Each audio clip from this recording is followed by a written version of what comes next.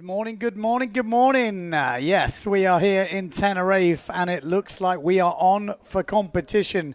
Juniors, youths kicking off, and as soon as the conditions improve a bit more, I think we'll be going into the pro men. Did you see the action yesterday? Managed a full elimination in the women's fleet. We got a winner. I won't break you the news if you haven't already seen it. Let's have a look at the highlights from yesterday. All the women ripping.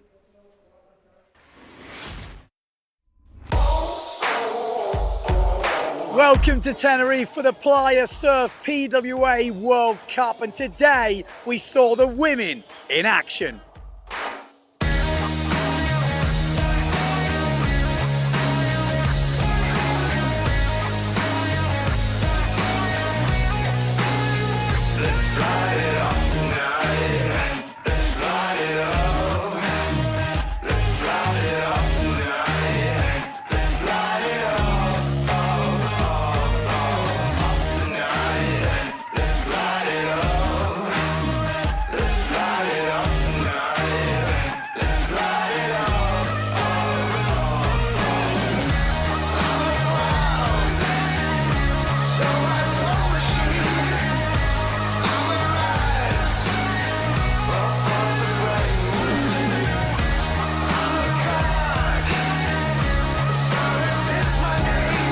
The level was absolutely crazy today, but only 4 women could make the final. In the end, Ibai Moreno, Sarah Kita Offringer, Alexia Kiefer, and Lena Erpenstein.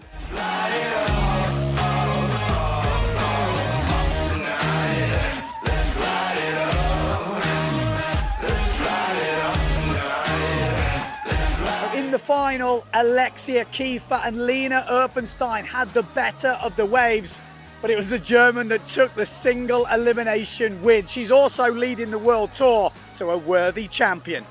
Oh, over the moon, honestly, I've been waiting for this moment so long.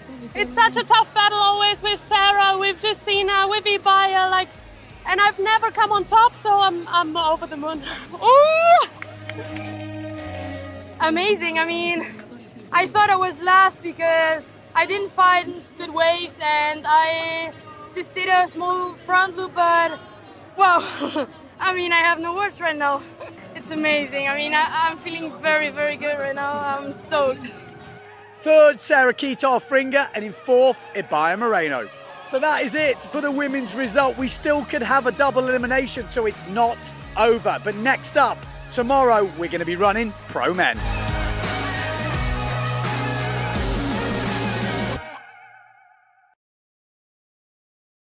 So yes, the plan is pro men, but at the moment they're still saying maybe it's not quite big enough. They're waiting for the tide to start pushing, so they're going to try and jam in a few of the youth and junior fleets. And I was actually on the beach a few minutes ago, and we did a bit of a pit walk. We caught up with a few of the riders. So let's go to that and give you a bit of an idea of what is going on and what the atmosphere feels like.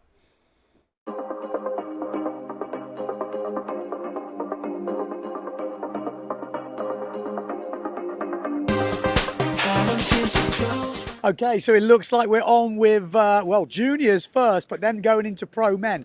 The wind is definitely there. The waves are not. Carlos! Hello. Are you ready? I am not with this wind, but I just want to compete now. It's funny because this guy's from Pozo, so windy for you is what? 40 knots, 3-0 weather, so... What have we got here? 4-2, 4.5. And he says it's not windy. You're in the juniors as well, obviously, youth. Yes. And the main fleet? And the main fleet. What's your main goal? Obviously to end first in the juniors and to do a very good place in the men. Okay, good luck, man. Thank you. He's on the phone. He's on the phone to his caddy. How do I rig this sail? Yeah. Ready for action? Yeah, I'm ready for. What I'm size? calling my little brother now. What size? Because 4.7, 4.5. Okay. He needs to get ready. Yeah. He's late. All right. Tula, are you ready? Yeah, of course. You're obviously not a junior anymore. No. No, you're a big boy. Yeah, I'm a big boy. What are you rigging? I have rigged 5.2, 4.8, and 4.4. Okay, you're in the first heat of the pro man. Yeah. Okay, good So luck. I've been standby for a I while was going now. to say, you're like this. Yeah. Nervous. Also yesterday morning, early up, preparing everything and waiting the whole day. Okay, well, I think we're going to go today. I think so too. All right, good luck. Yeah, thank you. Okay, that's it. We're just having a quick run round back to the live studio. Okay, look who I've spotted over here. He said he was only doing one event this year. I knew he'd be here. I was going just to do Pozo, but I decided to extend my trip. Martin Garrix invited us to Ibiza, and then he came back for windsurfing in Tenerife. So I said, okay, I might as well just change my ticket and compete. I love it. Just Martin Garrix just invited us over to Ibiza, you know. It was fun. That's pretty he cool. came here windsurfing, so How was he? it was good. Yeah, he's pretty good. First time he actually windsurfs in choppy water, so he was having a hard time. But yeah, he was. You going to super get him to forward loop?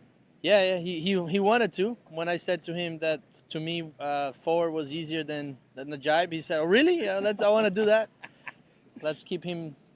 Try to make him go back on the water again." Yeah. What you rigging? I'm thinking if rigging 4.5 or not. Might just put the stickers off on. Maybe 4.5, 4.7, 5.0. Okay. Yeah. All right. Good luck, Dave. Thank you. Yeah. Okay, look, I've spoken some local knowledge over here. Hey. The local man, what are you thinking? Obviously, you come back from injury. How's your foot? My foot is good enough. Not 100%, but I just try to shut it off in the brain. But I think it's good. I mean, it's low tide now. It's still pretty small, but on the pushing tide, I'm sure we're going to get 4 hours pretty nice. Yesterday was nice. Forecast is improving. I think we're going to have a full single and double. What are you rigging? 4.4, 4.8, 5.2, but it looks like a 4.8, 4.4 day. Maybe I even get the 4 already, just in case. But yeah, it looks good. Very good. Ooh. Look at this guy. He's just leading the world rankings. Oi. How's that feel to be leading the world rankings? I mean, I didn't expect it, to be honest, but it feels really good. I'm really happy about it, and I'm just trying to keep it. Yeah. Do you like it here in Tenerife? How's it Yeah, sit? man, I really like to sail here. I mean, I'm just waiting for a bit more of wind. I don't really like that of being in 5.0, big boards.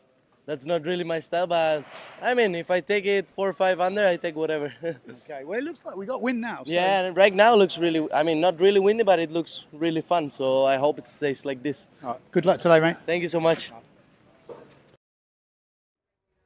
Yeah, there we go. Marino Gill. He is primed and ready, leading the world rankings. That's pretty cool. So, yeah, that is where we're sitting. We are waiting for the pro men to go. And in the meantime, we are going to be running juniors. But we have got a lot of the title contenders here in Tenerife. So, yeah, that we are waiting. We shouldn't be long before we get into action. As far as I'm aware, we won't be having the live scoring for the juniors. So that will be a little bit of a different experience compared to when we've got the full live scoring. But we'll be, giving you all the action and bringing you all the news. And I have a feeling it won't be long before we change to the pro men. That's my feeling anyway. Just because I look at the forecast, you think this is one of the most promising days. The tide is pushing up, and it won't be long before those waves start to look pretty tasty, I think. So that's the plan for today. So waiting for the red flag to go up, which shouldn't be long away. There's going to be a 3-minute transition from what I saw earlier. This is the rankings at the moment for the under 18s boys. So there's a season ranking. So Ryu Nagoshi leading at the moment. Then we've got Haruto. We've got Jake. Yeah, so this is obviously a combined one with the IWT, obviously over in Japan. There's been other events happening. So we do have a real mishmash of riders in this. Some of the riders that we've, not seen over here very often. Jake Gerety over from Australia. We got Ben from Australia as well. Carlos Kiefer, obviously in 5th place. He won in Pozo, so that gives you 10,000 points.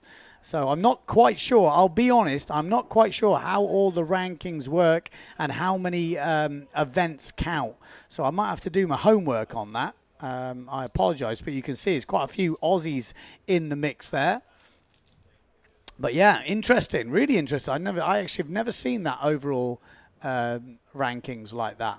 So yeah, Mr. Profit is going to have to do some homework. I apologise. But great to see so many different nations up there in the rankings. We'll have to work out which events were qualifying events, how many counts, you know, at the end of the year, how many it is. So we've got about 3 minutes till the first start. So we're going to take a quick ad break and we'll be back to bring you the live action.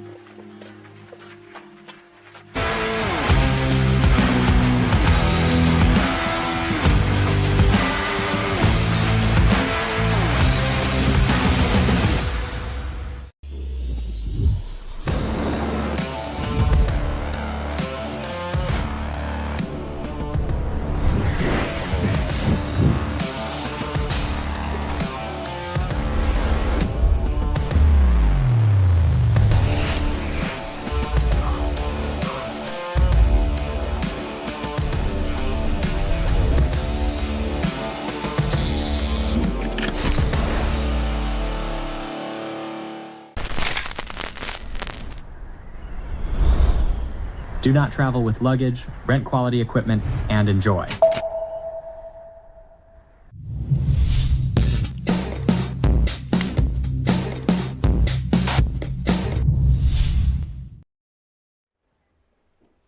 Yeah, there we go. Red flag is up. So not long until the start of this under-18s boys matchup. We've got 2 heats in the first round. This is the first round heat. We've got Robert Timio, 14 years old. Prefers jumping by the looks of it. 66 kilos going against Bjorn Olsen. We've seen Bjorn a few times, 14 years old. Loves a bit of jumping. 45 kilos. So, yeah. So, interesting to see the weights of these kids. Oh, they've also got Carlos Kiefer in this. Not an easy draw. There's 17 years old. Obviously, we know Carlos and how good he is, 70 kilos. And we've got Javi on the other side. Escribano, 15 years old, did his first double over in Pozo this year. Obviously lives over in Tenerife and 60 kilos. Obviously, Carlos Kiefer is from Pozo. That's his local spot. We spoke to him earlier. So not an easy heat, this. This is actually pretty stacked. So I'm looking at the age groups. Maybe we've got less age groups here than we have at other competitions. So there'll be a few younger riders in this under-18s age group. But yeah, pretty cool to see though. So about 2 seconds before the go. This actually looks like Lena, that is, I think. She's not in this heat. Oh, there we go. That was the first jump of the competition just off your screens. And this is Carlos Kiefer. Are we going to see a double? Plenty of wind. Like I said, he was telling me this morning it wasn't windy enough. For him, this is not windy. I'm like, Jesus. He's been spoiled over there in Pozo. Oh, planing. Little table forward. Not mega tweaked, but full planing. This looks like we are on for men's competition. I just can't see there being that many heats running the juniors. This was Bjorn Olsen on the first run on the Severn gear.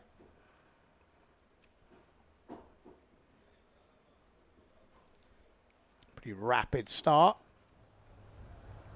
I say, looks like we've got plenty of breeze today. Very surprised if we don't get through the men's single elimination. It's going to be a long day here in the live stream, so if you are settling in back home, you better get your stocks up. Bit of Danish action there, which I'm not sure if pretty sure that's Lena, but I could be wrong. She got Danish cell numbers. Oh, Bjorn, there's a little turn there.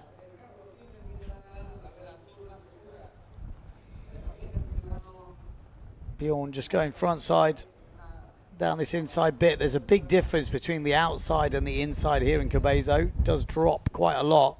We need to take quite a big size sail. You can see the rocks poking up though behind him. This is quite low tide.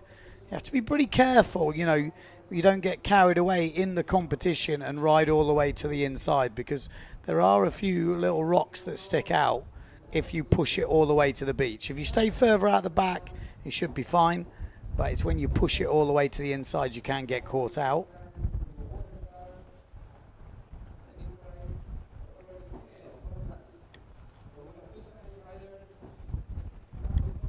So we got 4 riders out on the water.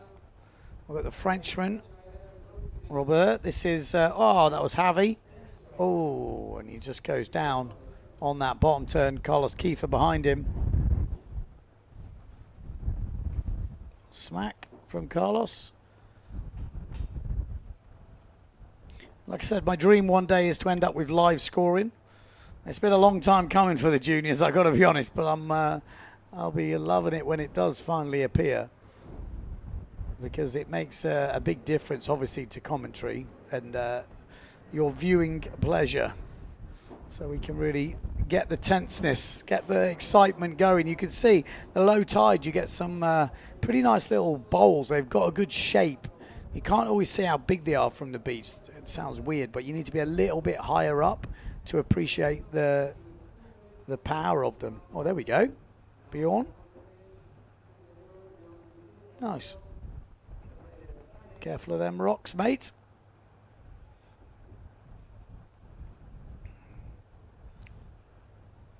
Also, let me know if you're watching, who you're supporting, where you're watching from.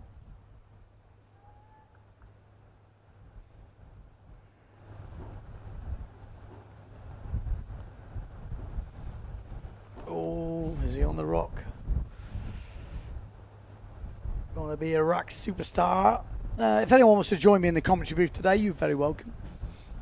I'm here on me lonesome. This is Javi on the blue Goya sail. There we go. Nice.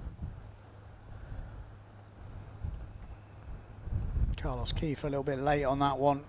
It's got white water, trying to find some clean section. You see the difference between being powered up at the back and going to the inside to ride.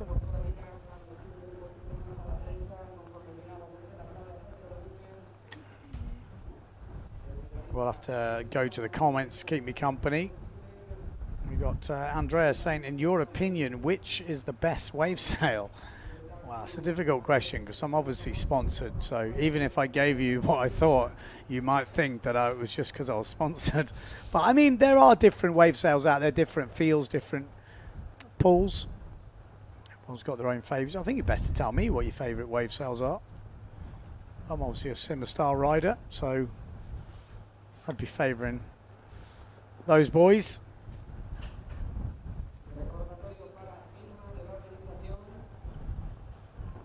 There are certain characteristics of sail, I think, out there which, you know, people pull towards.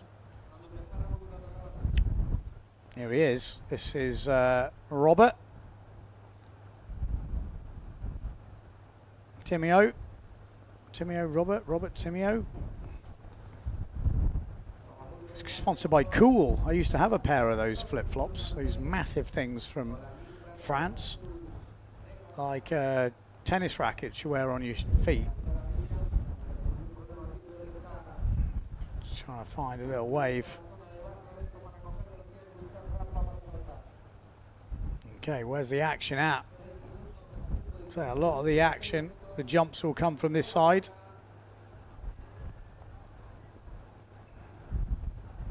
And in the next hour or so, I think we'll see that tide pushing in, the waves picking up.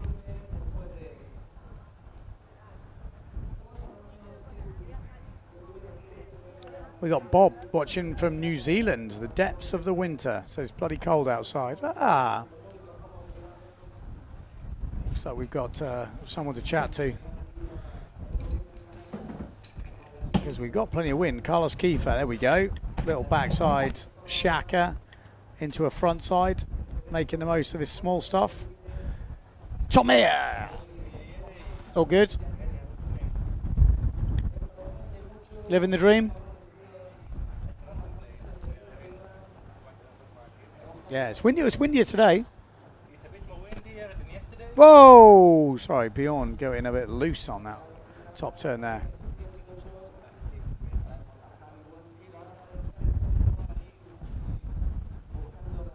Okay, we're gonna bring Tom Air in a minute. You can't hear him at the moment, so don't worry. Your ears are not failing you. But going through this heat so far, Carlos Kiefer looking like he's in control. And I think we've had good showing from actually all the other riders in this. Carlos is killing it in the waves, according to the judges. 5s and 6s, and the others are on 3s. So it sounds like Carlos Kiefer is running away with this heat at the moment. I mean, it's not really too hard to see why, though. This guy is challenging in the main fleet, in the pros as well. So he will be, or is the top seed in this heat. So it's not a surprise.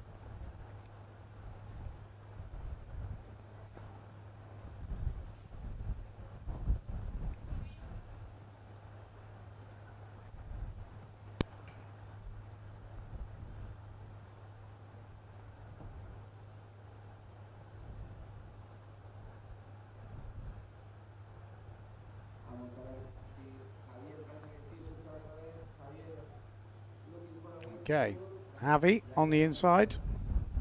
Check, check, 1, 2. Toma, can you hear me? Can you hear me?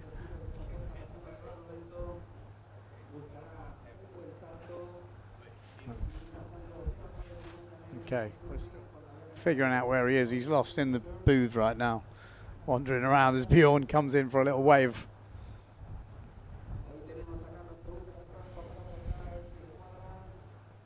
Hey, can you hear me, guys? Oh, There we okay. go. We are on. He's back in the game.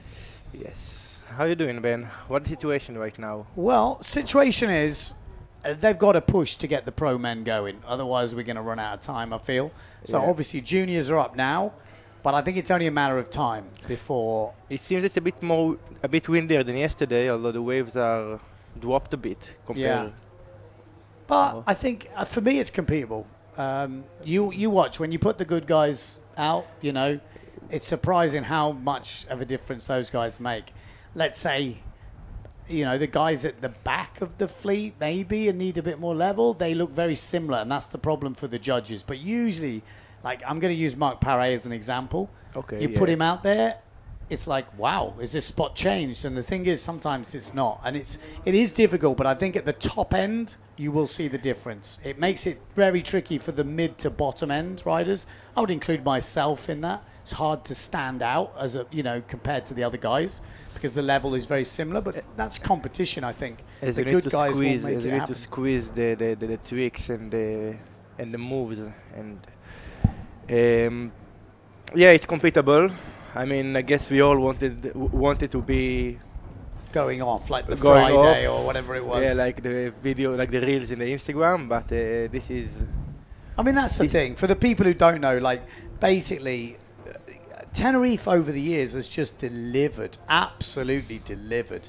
And it's always been, the week of the competition has been crazy. And then either side has been a bit lighter and maybe not as big.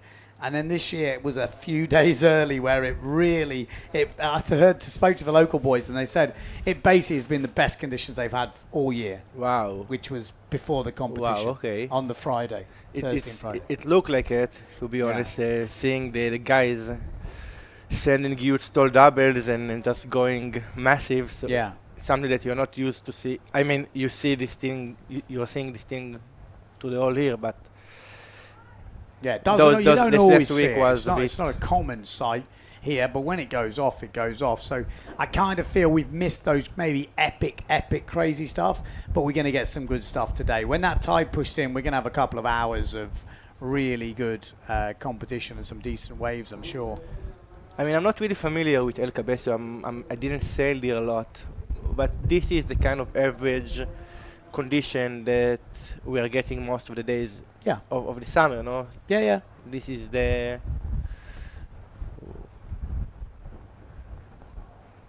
It's definitely consistent for sure. What's the Carlos going for a push loop? There we go, push loop with 5 Nice seconds left on the clock. And that will pretty much, I think, wrap up the win for Carlos Kiefer in that heat. We'll wait for official confirmation. But the real fight was second place. Bjorn Olsen and Escribano, obviously, in that fight for second place. And Timio. Yeah, so we'll wait and see. Because, again, without the live scores, it's pretty difficult.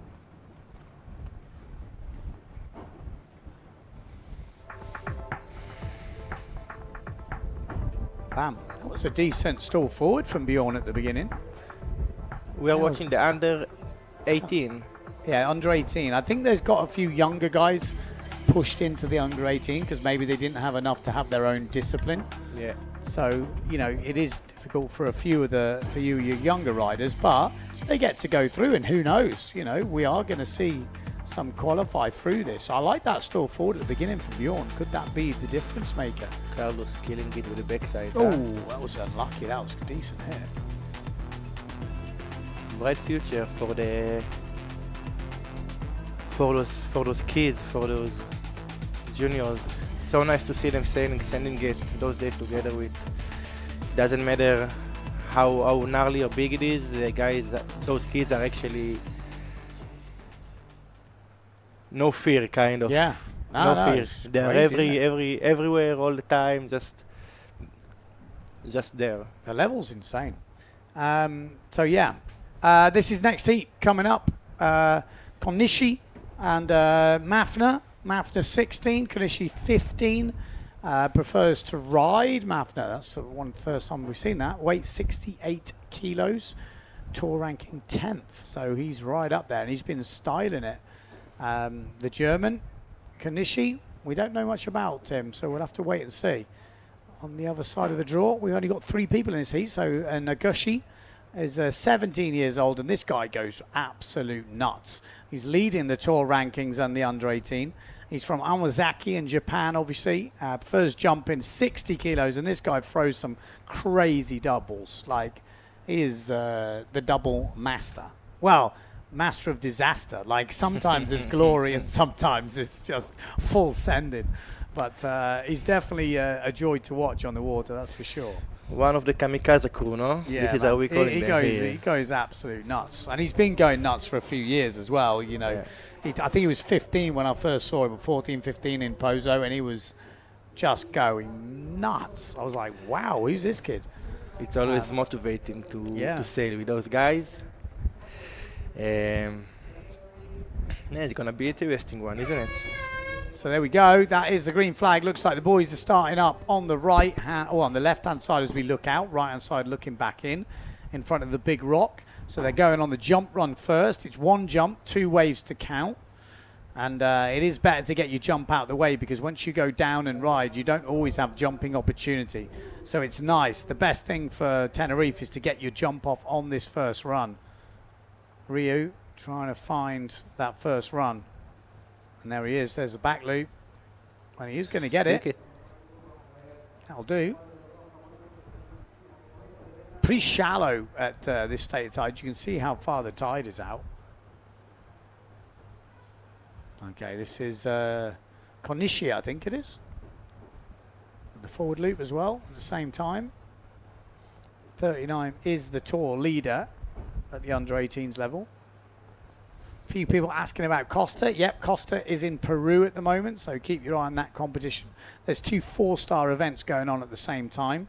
A lot of people asking, well, you know, why are they going on at the same time? They're 4-star events. You know, that would never happen with the 5-star events, but they're, you know, I'm not saying regional events, but it's kind of on that same thing. You can have an event happening in England, an event happening in Australia, and no one would, you know, and that's kind of how it is. When it's not full points, it's not ideal. No one wanted it, but it was the only time Tenerife could happen, and no one wanted to turn down the money and go, no, we'll wait for next year, because you never know. You know, you want to put on the event, show a good show, and keep that funding going. If anyone's ever dealt with funding before, you know you got to keep it coming in. I would say it's a bit bummer to get in this situation with two events at the same time, but in the other hand, like this year and previous year, the tour was full of competition, a lot of opportunities, and this is something that we want to see, and we happy. Yeah, there's a good turnout in both events as well, which kind of proves the theory, you know. I think a lot of people that would go to Peru or wanted to go to Peru would have gone to Peru anyway. You know. Yeah, and also for the not for the top guys, it's kind of like opened up the whole competition. In here, for example, you know that that Marsilio is in Peru and Costa in Peru, and Tituan is in Peru as well. So and it's kind of give a different perspective for the whole. But you've also got to remember the reason for doing a 5-star event. The reason for doing a 5-star is to get all the best guys in the world. So if an event organizer does a 4-star and all the best guys in the world turn up, it's like, well, why would I do a 5-star? So that's another good reason for, you know, for not having everyone at one event, because 4-star in theory shouldn't attract all the best guys in the world. That's not the idea. Yeah. The idea is the 5-star, and that's why the extra money is in there. That's why the extra, you know, criterias are in there. So extra levels. And again, there's more action going on around the world, that's for sure. We've got Betty watching from Germany. Excited to see Leonard later. I'm not surprised. That guy is ripping at the moment. I mean, Tom, you spent some time with Leonard. He's ripping and he's comfortable and confident with himself more than ever. And actually, I have Leonard on my first heat, and I don't know if I'm looking forward for it. He's not the guy you want in your heat, is he? He's a competition machine. He's a competition machine. He knows what he's capable of. He knows how to sail a heat.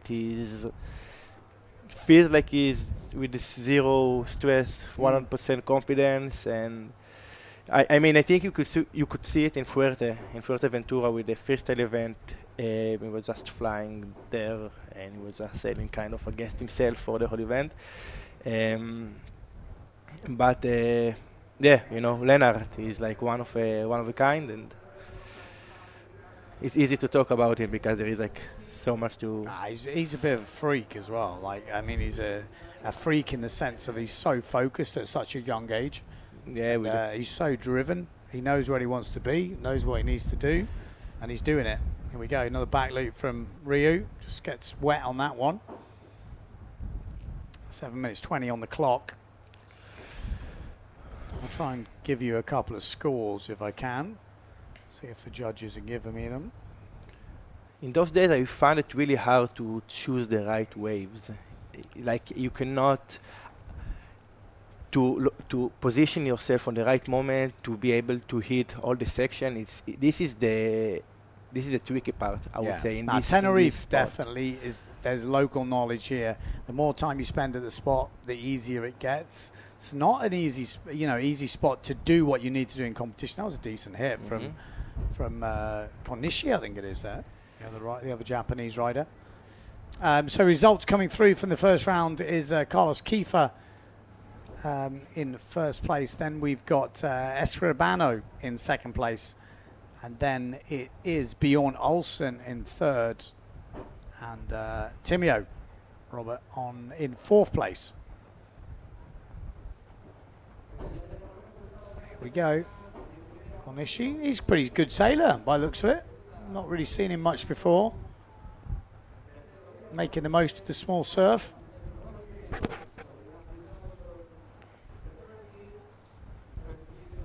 Six minutes on the clock. A lot of young Reaper from Omazaki from Japan. Yeah.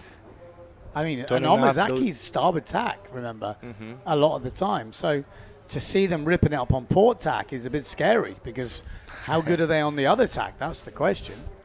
But I think those guys punished themselves in Pozo this season. I saw there were a lot of Japanese sailing in Pozo, just training hard and training in Pozo with port tack and then starboard tack. It's kind of make you be a complete sailor. And I mean, you can see Takuma and Takara and Ayata, they ripping both tacks. So I think this is one of the nice hit. Mafna with a good hit there. Japan 8-1-1, clear lead in the jumps. Back loop 4.5, others in the 3s. Waves 5s and 5s. D34 by far better. Let's have a look. Oh no, Germany 34. So Leon Mafna sounds like he is also killing it. Oh, this is a nice wave. It's like his 5th hit, I think. Yeah. It's going to be a decent score. I mean, there's plenty of action going on. You can see that low tide wave can be quite fun, actually. It's just you got to be careful of the rocks. Because where he is now is very, very shallow. You have to, oh man, you got to be very careful there. It is, it's pretty, look, you can see it's like, and there is the odd one that jumps out. I would say that's maybe a bit too far in. You're risking it taking some fins out at that point. Sea urchin. What about the sea urchin, Ben? There is quite a... I've never had them here, but I'm quite a cautious sailor. I don't like to put myself in the rocks. You can see he's right on the inside there. It's definitely shallow. And there is a big slab as well, which you have to be careful of. I was saying yesterday on the commentary with the women, it's like there's definitely 2 ways to ride this. You know, there's the bunker and down. So at the most you're going to get is 3 frontside turns, maybe 2. So your first one's kind of like a bit of a wrap, and then the second one is a punchy little hit, which is off this kind of A-framey bit there. Nice back loop. Oh, just gets a bit wet on the landing. And then the other way is the front side hit, you know, go up the line a bit, then come back front side, up the line, front side hit, and you basically work your way in, which doesn't usually score as much. But it's effective, and sometimes it's the only thing you can do if you miss that sort of left-hander. It's kind of squeezing the most out of what you got. Yeah. No, sometimes it's a better wave to ride. Like I heard Dieter van der Eycken ask at the briefing today, hey, how come the waves, you know, coming this way was scoring quite good? Usually the other ones are the score. And the judges said, look, it depends what waves are coming through. You make the most of what you've got, and if that's the wave to ride and that's got the most scoring potential, you do what you do, you know. And I think that's fair enough. That's how I look at it, fair. You know. Yeah.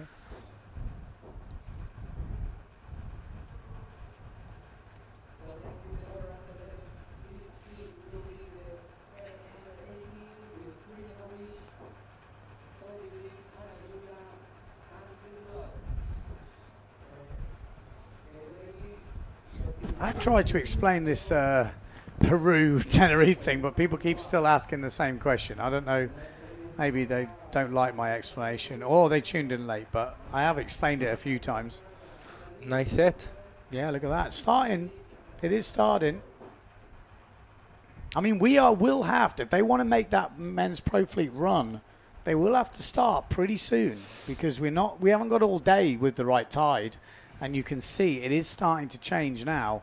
We're starting to see those waves shaping up. I think it's gonna get soon, as they are getting the announcement shorter and shorter, just waiting for the call. Yeah. Okay, I'm going to try and explain that once more, because people are saying you need the best sailors in the competition. This is a 4-star event. You have to remember that. That's like quite a big difference. The 5-star is 100% points counting towards the overall. A 4-star is 55% of the points. So it's a lot different. This won't have an inkling on the world title. This, you know, the world champion will not be counting this event as a counting event. He will be counting all 5-star events. So this is kind of an extra way to get Tenerife back to the 5-star status. There was some budget available. That's why it happened. The idea is to get it back to 5 stars next year, but we had to run it this year to make it sound. Peru, exactly the same deal, not a 5-star event. So you can't have all the best stars in the world turning up to a 4-star event, because then why would anyone do a 5-star event? You know, it's you don't really want that as the PWA, and as the sailors shouldn't want that, because they want to obviously maximize the prize money, maximize the standards. So it is. I think it's worked out quite well. We've got a mixture of different sailors going to different venues. And we've got the juniors here absolutely ripping the end of this heat. They're having a good sail here. I used to quite like the low tide actually having the heats because there's quite a lot of nice shape to the wave. Not as big, like the wave is never as big at low tide, but the shape is actually quite fun. You have a proper lip, it's not mashy kind of. Yeah, it's like little sections. bowly sort of bowls where they sort of hold up. You have a little bit more projection, more wave to hit.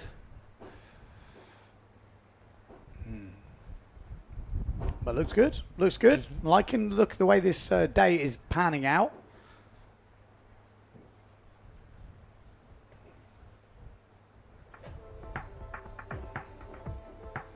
I mean, so far this event has been delivering. That's for sure.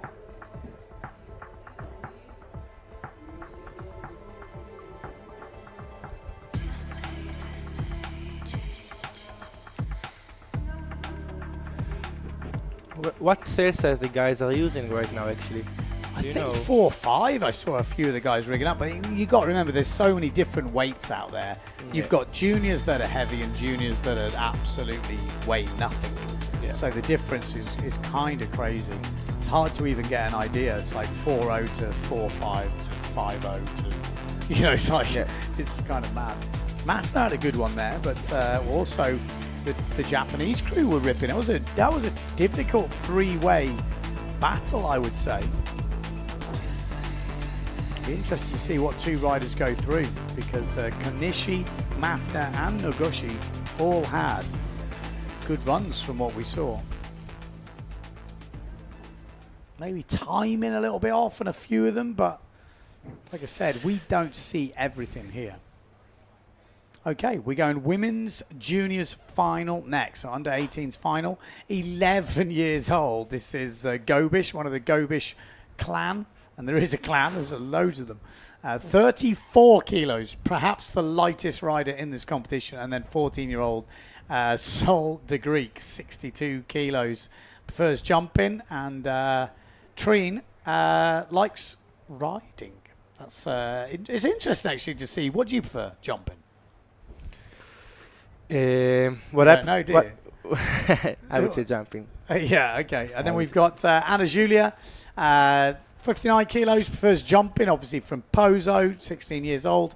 And then Schilling on the other side, 14 years old, from Pozo, obviously likes jumping, 42 kilos. So, you know, even just at this stage, you see the differences can be 15 kilos. Sail size-wise, that's massive, isn't it? You know, and especially at a lightweight anyway. It can be easy, like 1 meter difference, which affects the way you ride and affects the turning ability that you got. The same, the board. Yeah. Must be crazy actually being a junior now because it's a long time since I've been that lightweight and changing weight that rapidly. But equipment is such a big thing now. That hooter went a bit. But yeah, it's a strange one because they're blessed now with so much good gear. But maybe you get like so into it. Like when I was younger, you're just happy to have a board. It was like you just got a board and that was it. You'd be like, yeah, that's good. It's enough for me. It's a new board. It's a second-hand board. It floats. It does the job.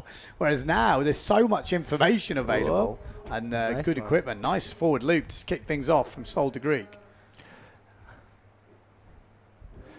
I always had this in my mind. What happened if we could bring... This is a nice front side and... down. I'm just like asking myself, what would happen if we were gonna, like, if we could take a new 2024 board and put it, and give it, like, to the guys 30 years. Be interesting. Yeah. And the juniors back then, you know, the junior equipment now is so good. You look at what these girls are riding. You know, so lightweight. The booms are narrow. The sails are light. The boards are all the right size. You know, you look at what juniors had to ride, even 20 years ago, but let's say 30 years ago. It was mad. Yeah, but this is what I'm trying to say. Like the sailing style and everything kind of changed. If you give Robbie Nash 30 years ago, like one of the new version, let's call it board, it's interesting to see what the big legend will like. It just in my mind. Like, yeah, no, it'd be interesting. Well, for me, Mark Angulo is always my hero, and even when you see him sailing when he came back after so many years, he was absolutely insane. It's hard to compute, I reckon, what level that guy was on. Here's Trine, 11 years old. Oh, she's 34 kilos. I mean, double her, I'm still I'm still not. I'm still not there. I'm still a good fry off. Here we go, Sol de Greek. Bam. Nice one. As those front side turns. Just have to be a bit careful of the rocks. It's really easy to get into that inside. Yeah, she knows yeah, what she's she doing. knew. Yeah, exactly. 14 years old and she knows. Yeah. I'd be at 14 like a headless chicken, straight into the rocks. This is Schilling. 14 years old, but a lot of experience. I think she's spending quite a lot of time in Pozo as well. So traveling around the world quite a lot. She's definitely getting about, isn't she, to all the spots. Ripping Anna it in Julia. Chile. Oh, no, I'm just not getting it. And of course Anna Julia, Pozo local. You got Billy Gringo saying, for me, Dunkerbeck and Led Hamilton was heroes growing up.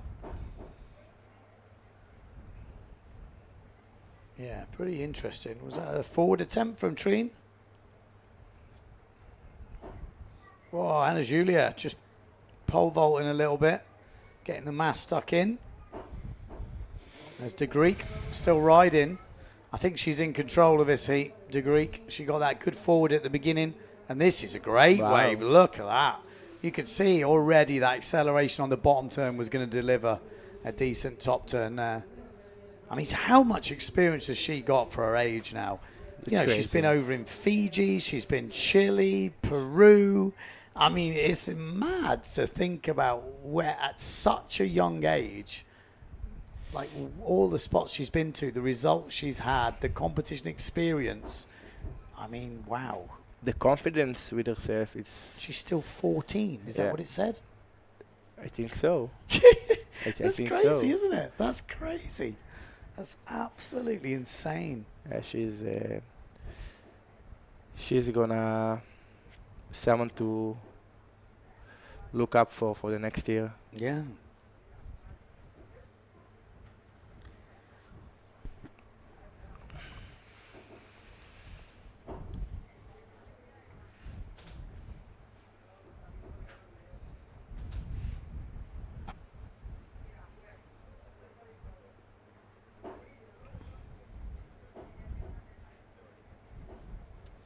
Okay, so we have just had the scores from the first heat coming through, and there's been a bit of an upset.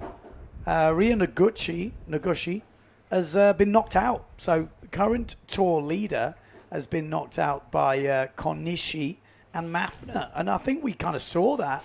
Konishi was super busy in that heat, and Mafna was just putting down a real solid run. So, yeah, really... well, an interesting heat, that. Big news. Like I said, Ryu likes it to be pretty crazy. He likes to go big. He likes to cut loose a little bit. And maybe these conditions are not offering him that sort of craziness.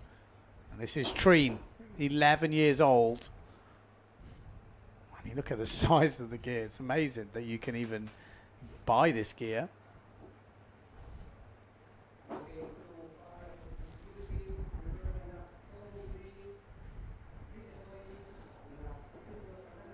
"11 years old here, sailing, competing with that's, with that's the crazy that's thing, amazing, you know. 11.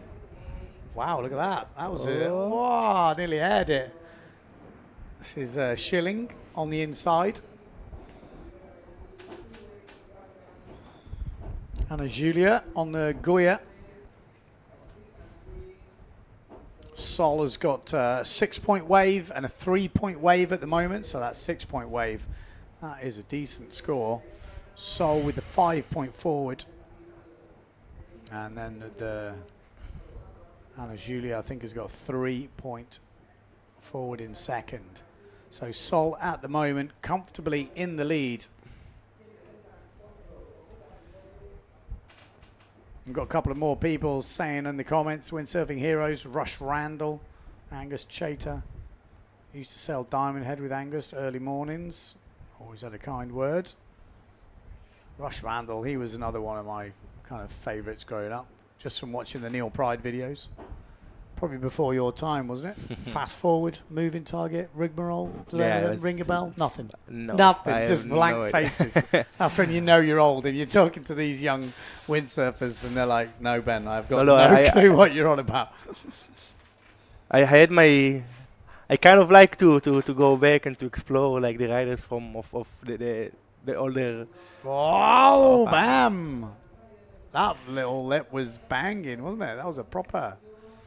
Stays on as well. A little bit late, you know, to get the real points, but still did well to hold on to that.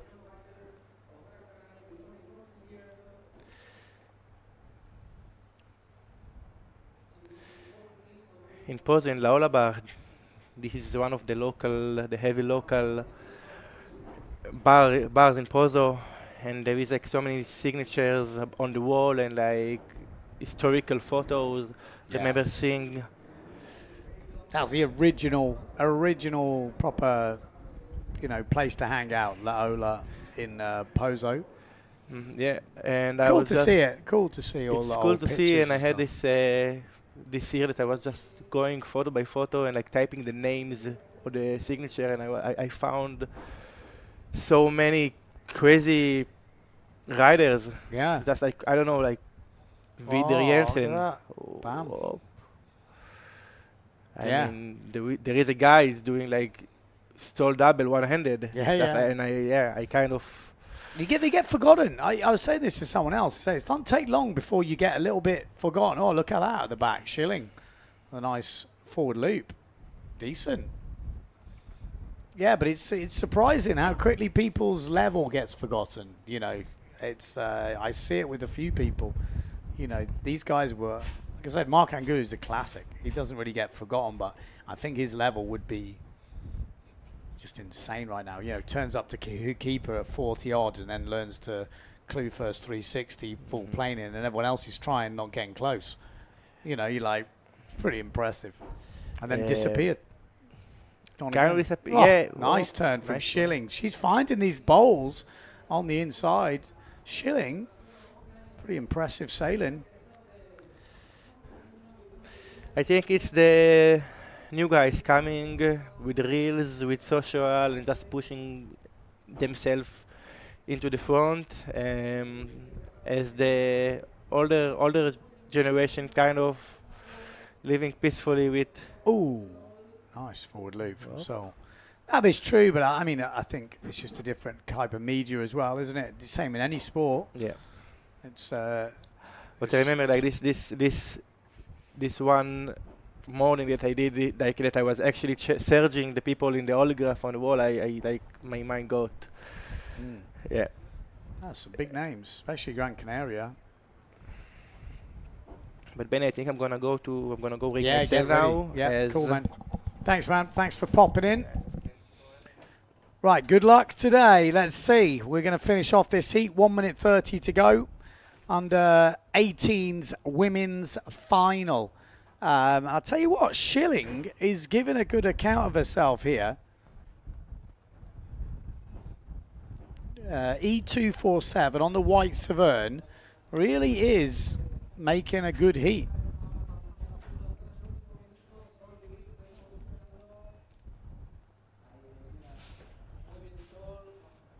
This is Sol de Greek, I think, still in control of the heat, but Schilling is pushing for that second place. Just 50 seconds on the clock.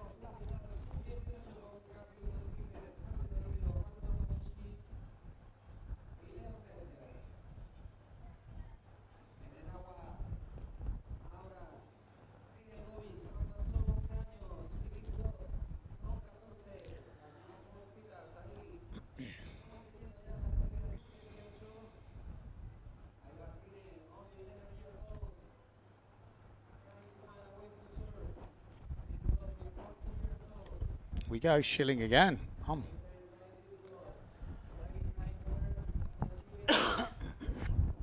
Oh, I just bogged it in at the end with 10 seconds to go.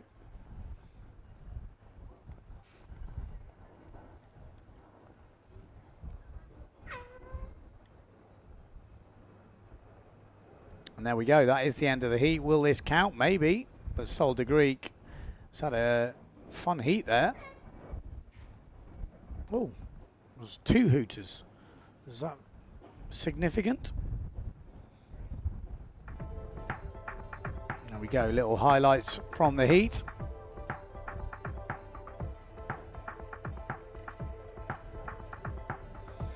We've got next announcement for the pro men is 11:30. First possible spot 11:50. So we should get an announcement very soon of what they're going to do. Bomb. Well, we'll wait for the results of this final.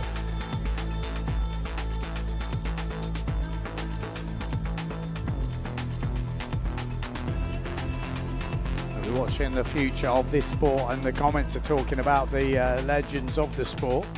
General de Rosnay's name coming up. DB saying those were the days. Switzerland to Oahu in '86. Sailed with Robbie, Pete Cabrina, Craig Yester, Toritiao. Great time. 65 now, still going out. Well, we're hearing a lot of hooters going off. Postponed. Interesting. So there is something happening.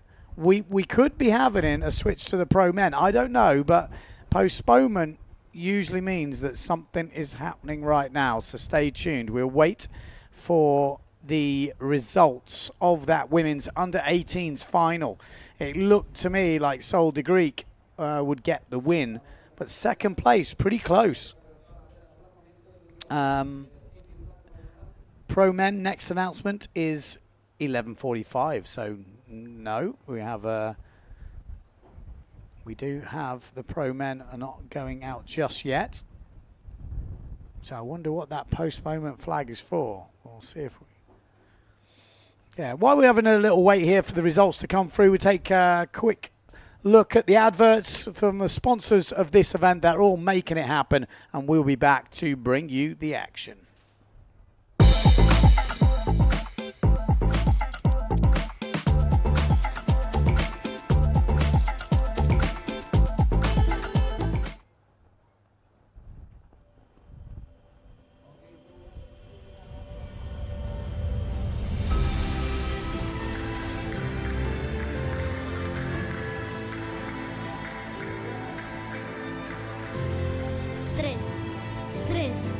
Rituales.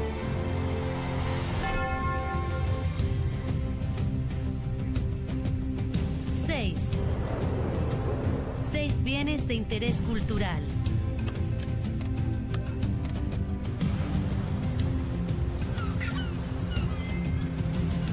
$22. 22 grados de temperatura media.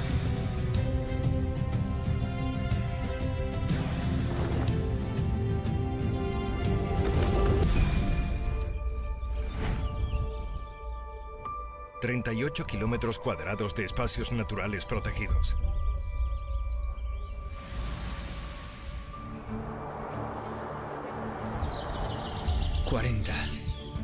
...40 kilómetros de red de senderos.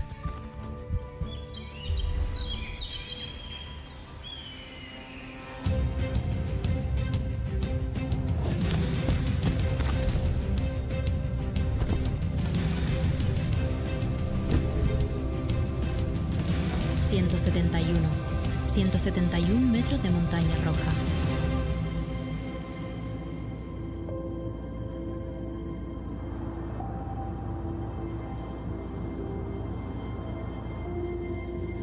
...288 hectáreas de zona arqueológica.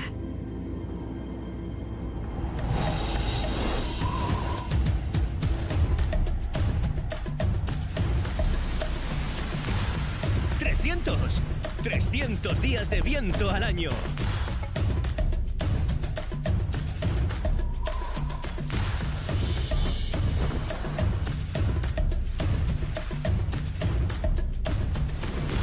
504 años de la escala de Magallanes y Elcano en la costa. 750 metros de arena del Médano. 898.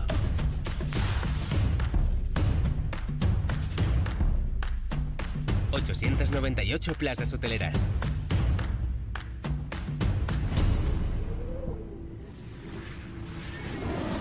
1000 Granadilla de Bona. 1000 razones para volver.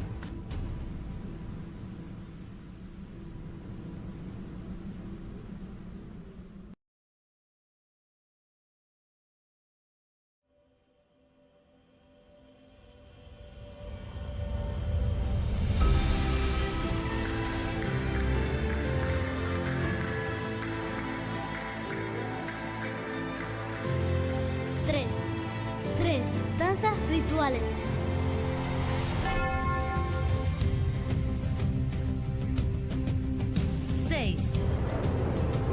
Seis bienes de interés cultural.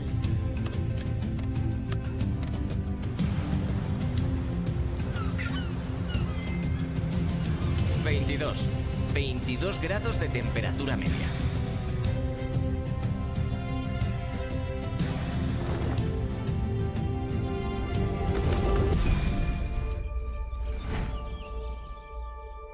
38 kilómetros cuadrados de espacios naturales protegidos.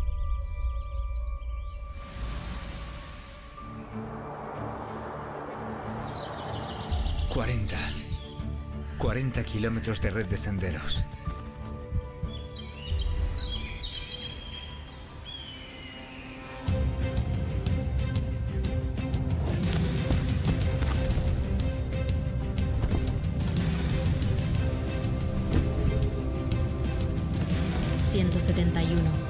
...171 metros de montaña roja.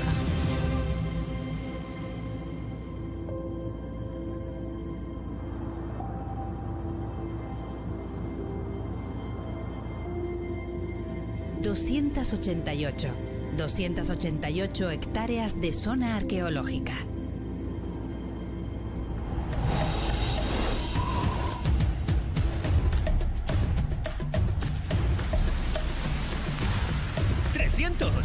¡300 días de viento al año!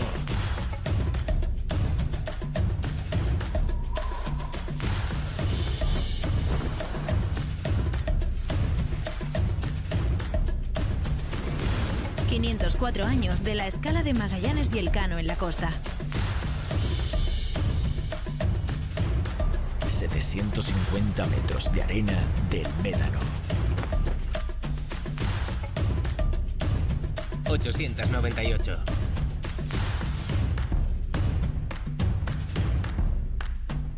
898 plazas hoteleras.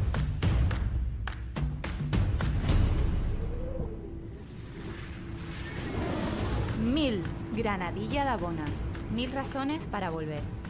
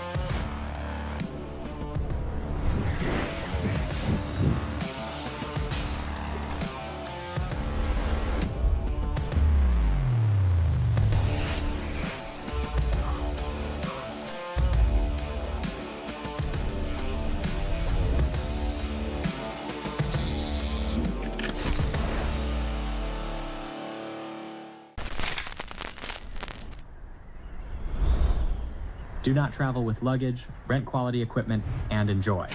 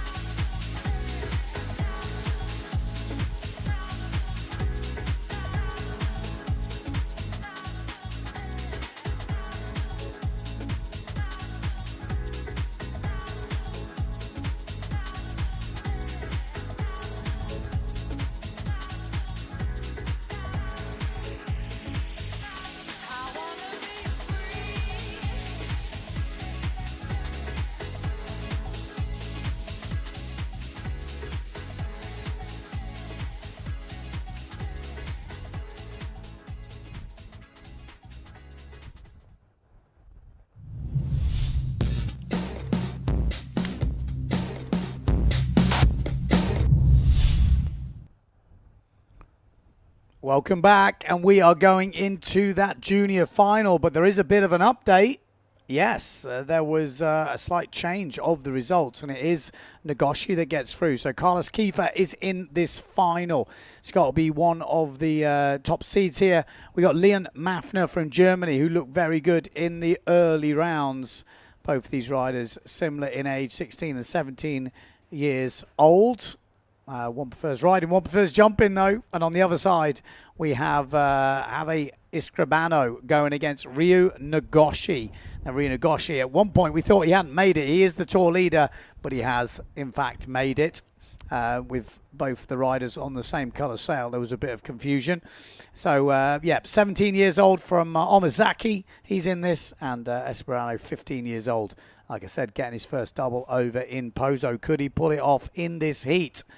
Let's, well, we're going to find out pretty soon. Red flag is up. And we have heard the main fleet, the men's fleet, is in their warm-up sessions now. So we will be going into main fleet action very soon. So that is quite exciting. We're going to be seeing the best guys in Europe competing. We've got the tour leader at the moment, who is here, which is Marino Gill, obviously.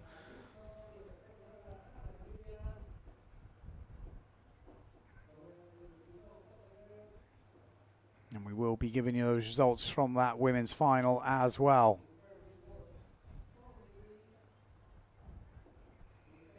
Anybody want to make any predictions to how those results went down? Maybe you've already seen them online, but I will read them out.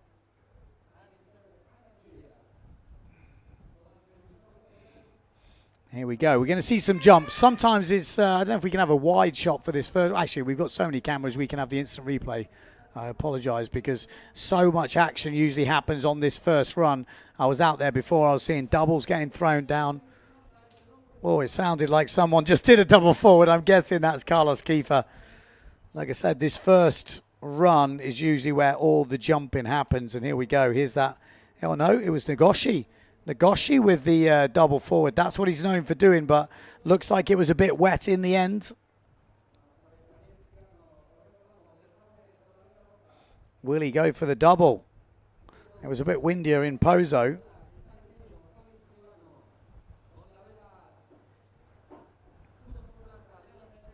There we go.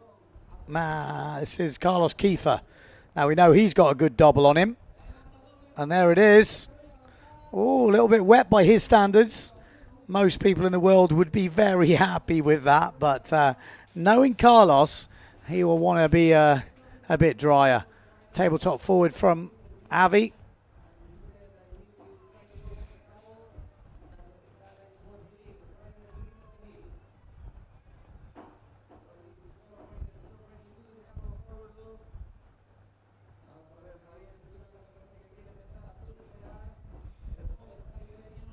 We go. Look, conditions are getting better. Javi, just backed off on him. Look at those waves out the back. That looks like the set. I'm going to get a good tag here. Yes, what a hit from Maffner there. Maffner with a really sick front side hit. Wow. He really got a hold of that thing. And he timed that right.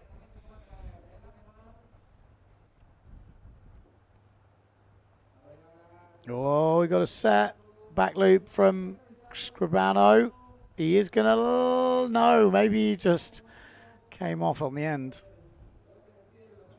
No, apparently didn't make it.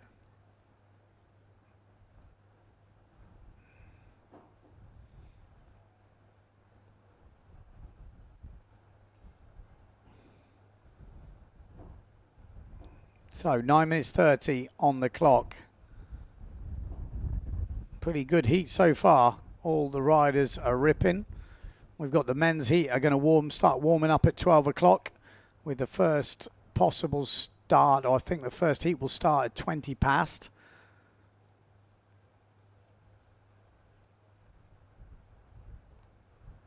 Do we have results from that women's final? Yes, we do. Oh, we do have Schilling getting second. So Solder Greek winning. Schilling second. Nice tacker there. Oh, just came off. Third place is Anna Julia and Trine in fourth.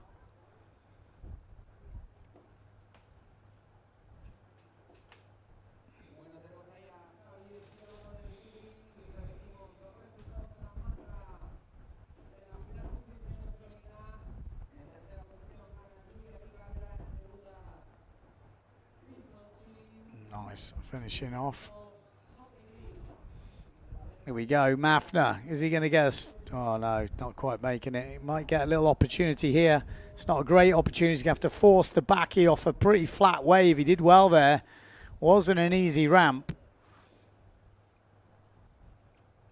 So Mafner's sailing good.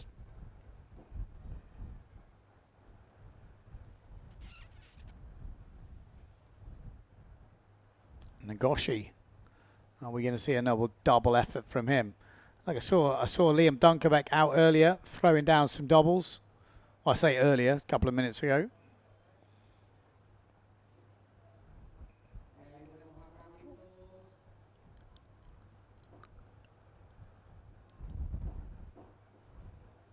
Here we go, Mafner. Look at this, picking them all out. Look at this thing. Bam! Oh, unlucky. Oh, he got his foot stuck there, but that looked absolutely epic. Really throwing it all out there.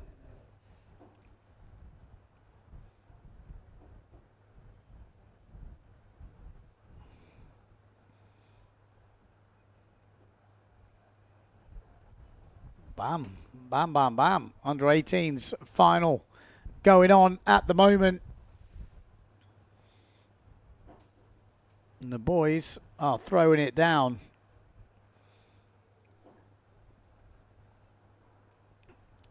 Could Mafner take it to Carlos Kiefer?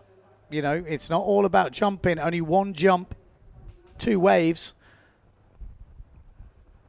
And obviously I'm not the judge. So whatever I think of a wave doesn't mean the judges agree with me. You know, that is that has sometimes happened before.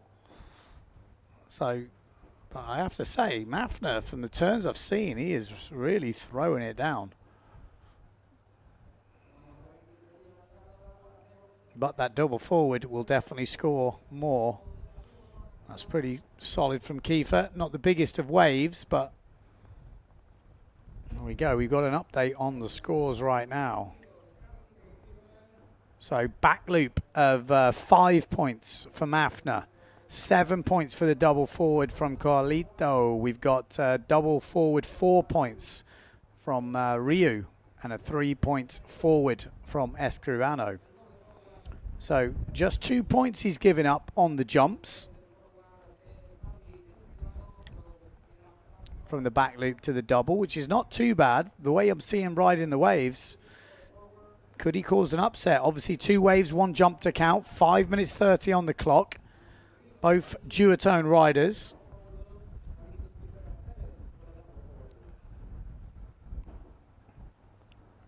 If Mafka can find another big hit like before, it would definitely put him in a good position.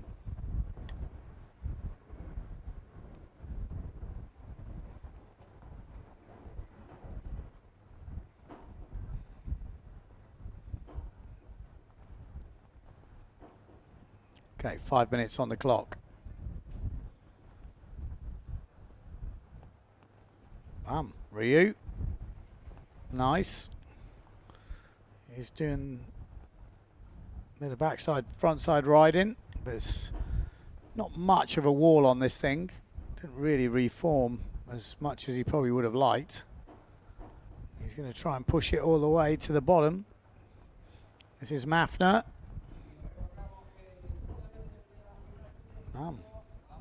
Got an aggressive turn on him. Oh, nice turn in the back from Carlito. And he's got another good frontside turn here. So it's definitely still all alive for Carlos Kiefer.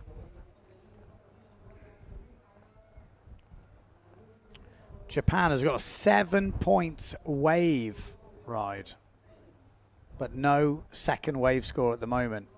as Escribano finds one. Conditions are definitely improving.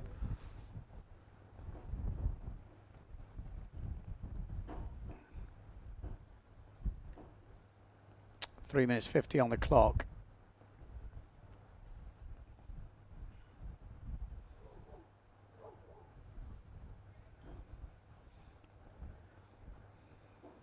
Are we going to see any change in this heat? 3 minutes 30. Oh, forward loop off the lip there for Ryu. This will be his second scoring wave. He is leading, like I said, he's leading this under-18s tour at the moment and showing the level. He's still got a few years left in this category as well, so showing what he's got, but the level is pretty high right now. Bam. Still 3 minutes on the clock.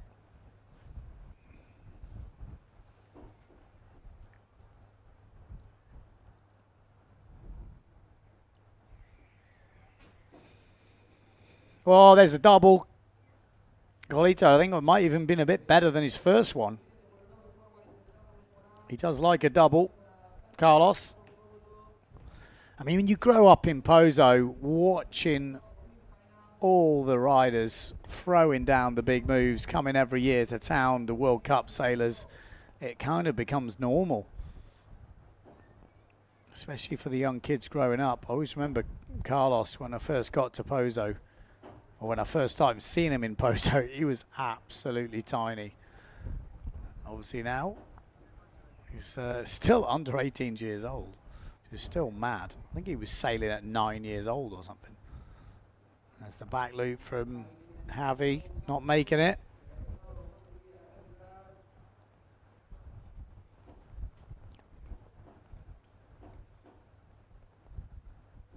So when we do start with the men, we'll have the live scoring, and that does change things, I think. The live scoring does make a huge difference to understanding exactly what's going on in the heat, making it quite exciting coming down to the last minutes. You know what someone needs to get. There's a double attempt from Ryu, not quite making it. Well, he's going to sail away from it, but a little bit wet.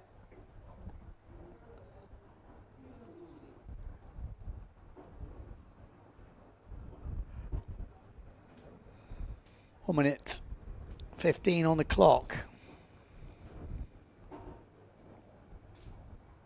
Nice. He's had some, whoa, I should have spoke too soon. I was about to say he's had some good touch. Oh, and Javi just coming a bit down, quite flat on that back loop.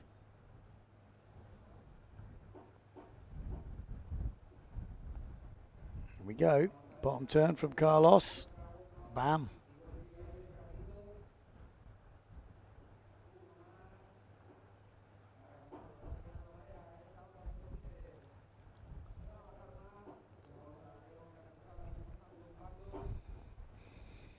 Well, there's plenty of time in these heats, I think. They're definitely getting enough time to get around the break and get plenty of opportunity.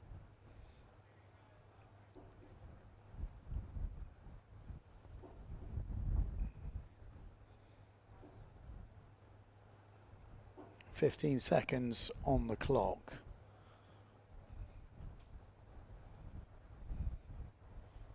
Bit of the cruise love going on in the comments.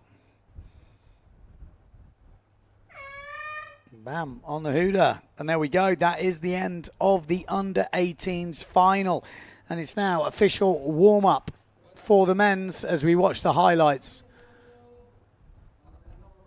of the heat. Just actually finishing off a wave from Mafna there. But that was good heat. Everyone's showing some good level.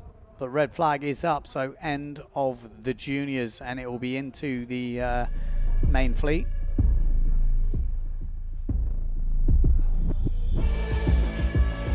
Let's have a look at the heat highlights. That was that double to kick things off from Ryu. Table forward from Escribano. Double from Carlito. Well, it was a bit wet. Maybe the second one was better, you know. Damn, look at that. That was absolutely sick. Love that. That should have been a huge score. Well, I say should have been, it probably might be. I've seen the scores, but that was a hell of a hit. It was backy as well.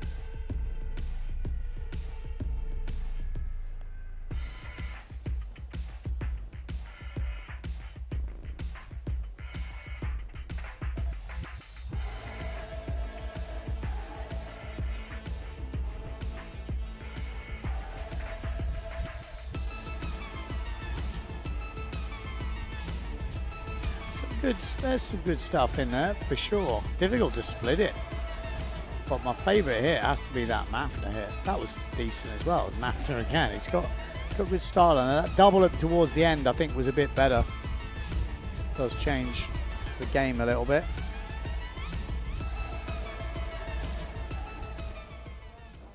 Another back loop at the end from Mafner. So there we go.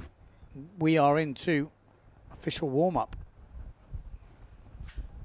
Okay, let's have a look at the results we've had so far in this competition. This is the women's under-18s final result. So Sol de Greek, the winner.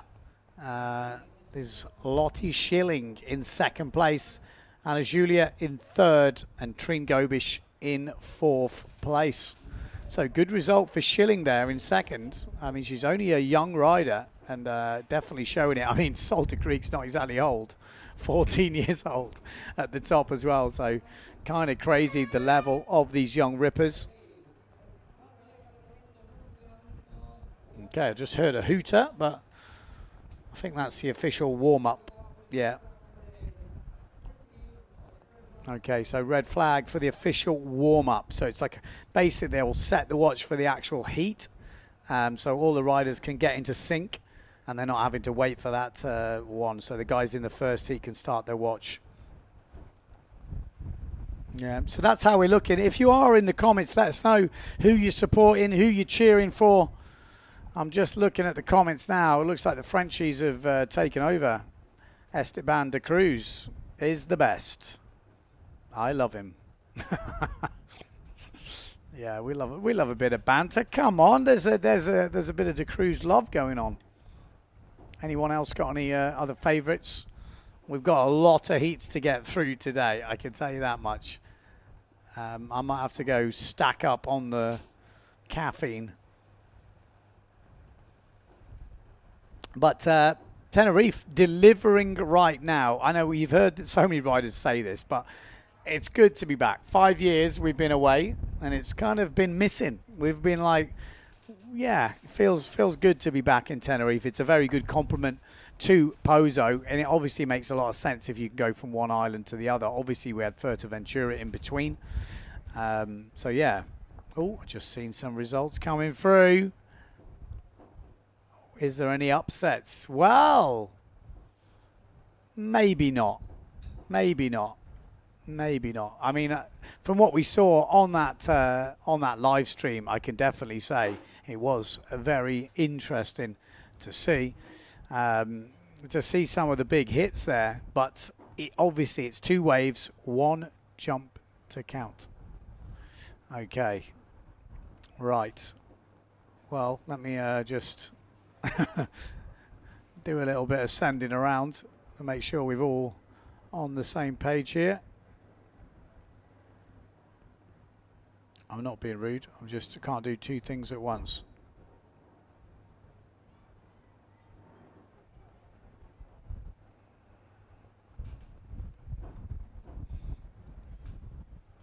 Okay. Okay, we'll come and do the results in a minute. I'm just going to send them through, but we are going to check out the highlights, see who you thought won, see if it goes with what the judges thought as well. So let's have a look at those highlights.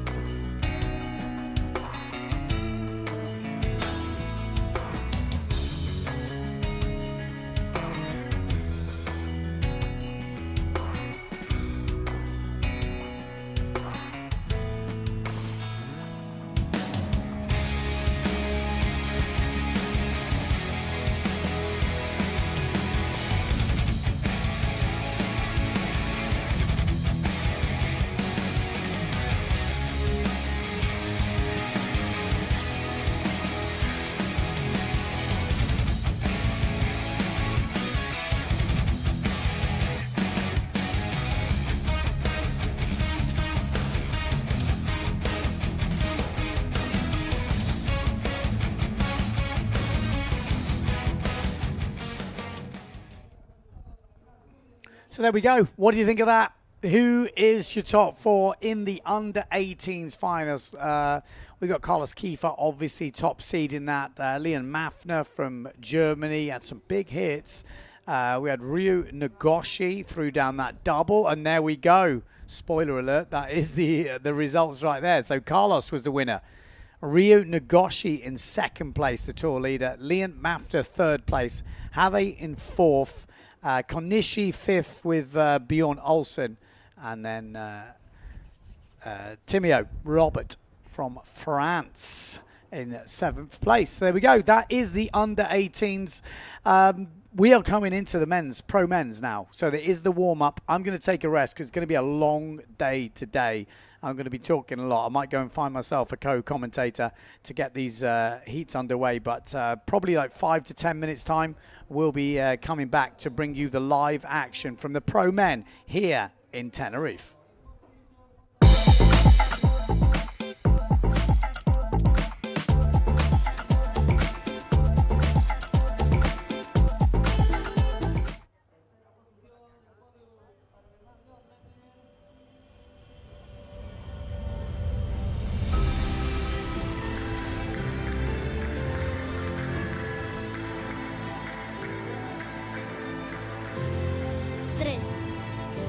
Danzas rituales.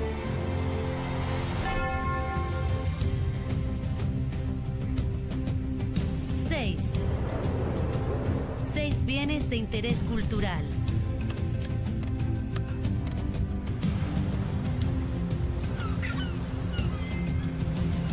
$22. 22 grados de temperatura media.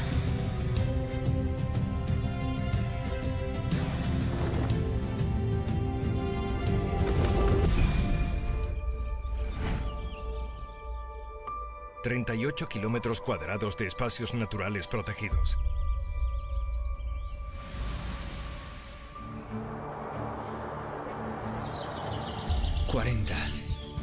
...40 kilómetros de red de senderos.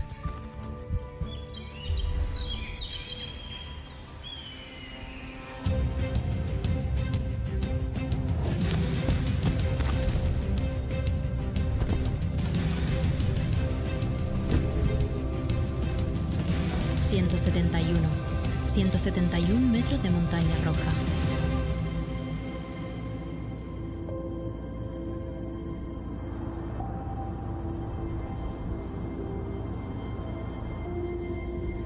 ...288 hectáreas de zona arqueológica.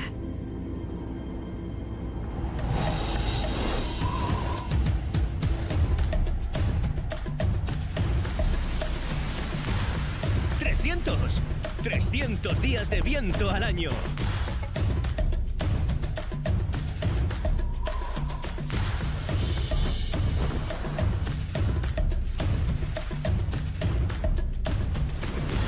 ...504 años de la escala de Magallanes y Elcano en la costa.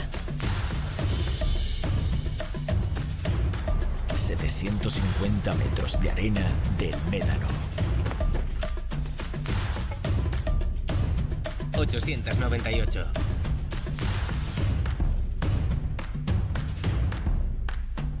898 plazas hoteleras.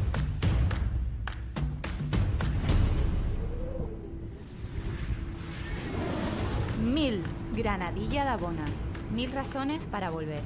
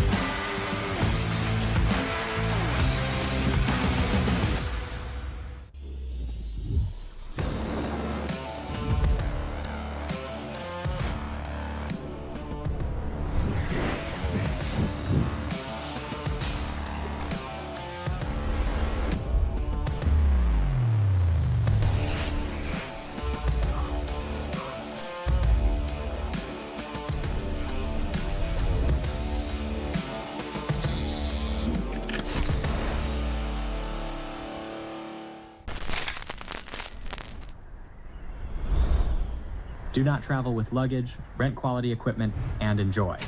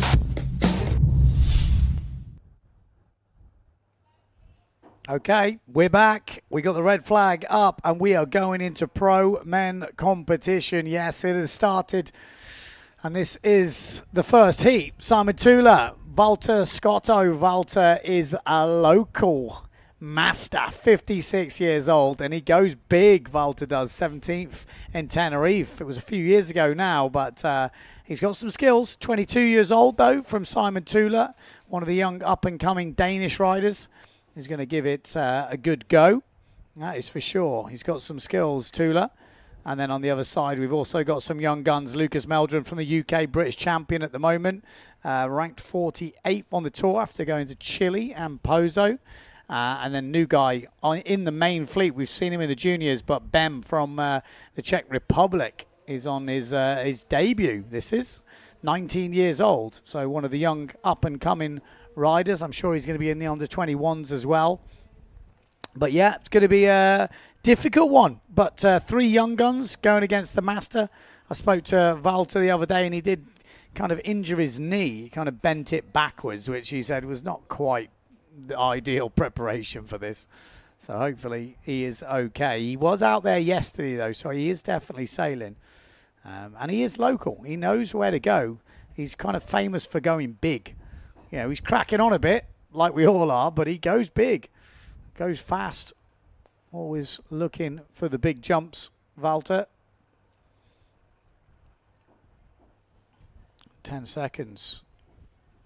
Is that, who's that? Someone's warming up. That was already Walter Scotto. I told you he likes to go big. He's gone a bit early, gone before the heat. So he's done his jump. Let's hope he doesn't know. And nice backy there from Danish Simon Tula with the opening back loop, just checking the flag up. Let's hope Walter doesn't think he's already done his jump. This is Lucas Meldrum on the duotone. Okay, 90. Oh, he's got a nice line here. Look at this. Oh, didn't get it. It was the one behind, which actually would have been probably the one. He's going to get something here, maybe. No. Oh, it's difficult when you miss your first jump because it does waste you a couple of minutes. So already 1 minute gone. You have to come all the way in, go back out. So time is ticking, and that gives you a couple minutes less to find a wave. You know, the good thing is for Simon Tula here, he can concentrate on finding waves. There we go, just throwing the tail out a bit on this. Obviously live scoring in the men's fleet.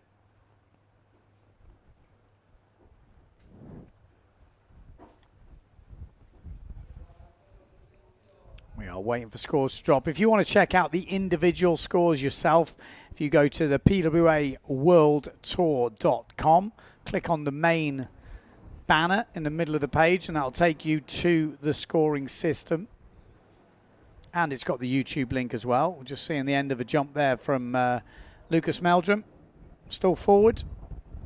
So 6.62 already on the score for Simon Tula, with a 4.5 back loop and a 2.12 wave. This is Bem. Bem?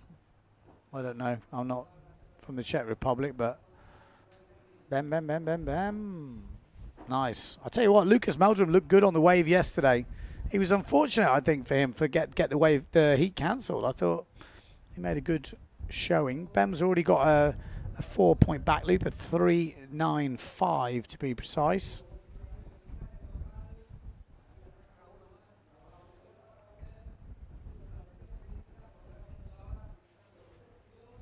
Walter Scotto just finishing off this wave.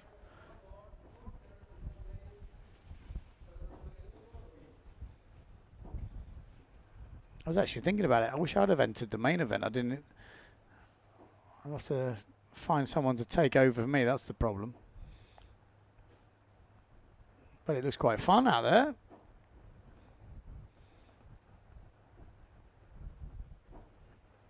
Leading at the moment, Tula, Bem and Meldrum, but still super early days in this heat.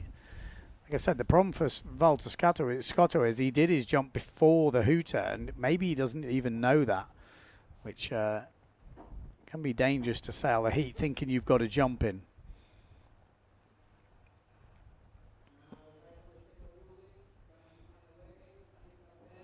So, are there waves in the Czech Republic? Obviously so, because look at that. Wow. Well, you give that some. Fins out, rail in. Took the top off it. Good to see. It's good to see we've got some young talent pushing through. I think it's probably one of the best sort of young... Oh, that's a nice turn from Lucas Meldrum as well. He's going to get another little ball up there. Yeah, another good smack.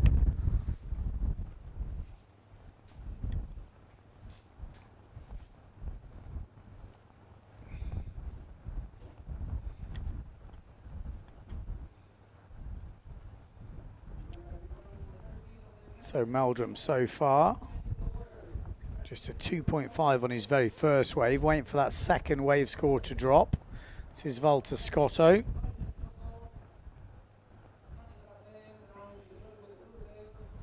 And Meldrum does go into the lead with that second wave score dropping in as Bem goes round a nice tacker on the inside.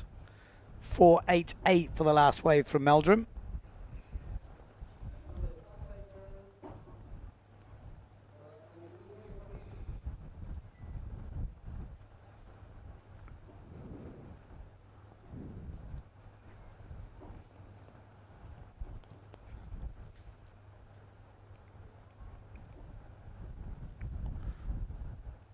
Nine minutes on the clock, so plenty of time to go. Valter Scotto heading out, looking for a jump. Is he going to find a jump? Look on the outside. This is Tula. Oh, just couldn't find it. Scotto might get that as a jump, but he does. There's the big forward from Scotto. Just catching a little bit of the mast, but getting some good height.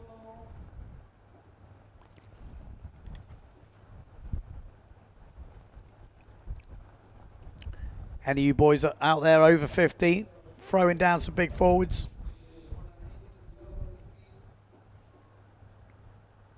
Anyone out there wanting to learn to forward this year? Been putting it off for 20? Let us know in the comments. It's definitely one of those moves that once you learn forward, I mean, it's like windsurfing takes on a whole new dimension. Bem having a good, oh, unlucky, didn't quite get around the tacker.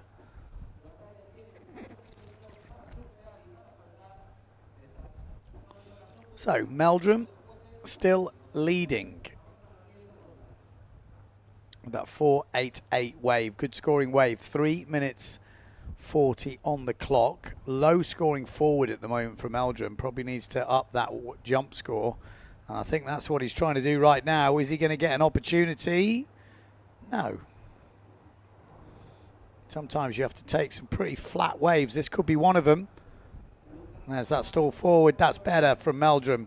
A little bit delayed on the landing. Would have liked to have got up quicker. Probably lose half a point or so there.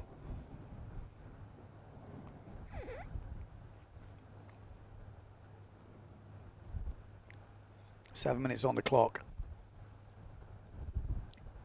Meldrum still leading. 7 minutes to go. Where's the challenge going to come from? Oh, this Bem's got a good ramp here. This is how Tenerife works. You get this lovely ramp in the middle, and Bem nails that thing. Much better landing from Bem. Lucas extends his heat total at the moment with a 4.28 forward loop.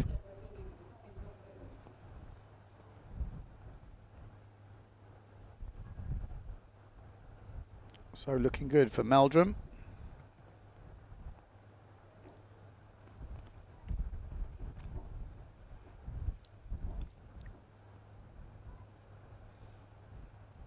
Valter Scotto looking for the backup wave. Oh, he's got a nice bowl here.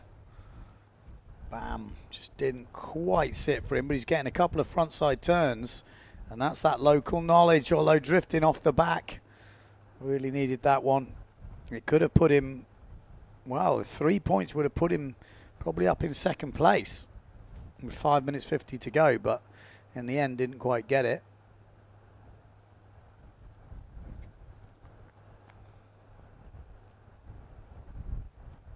Here we go. Lucas Meldrum.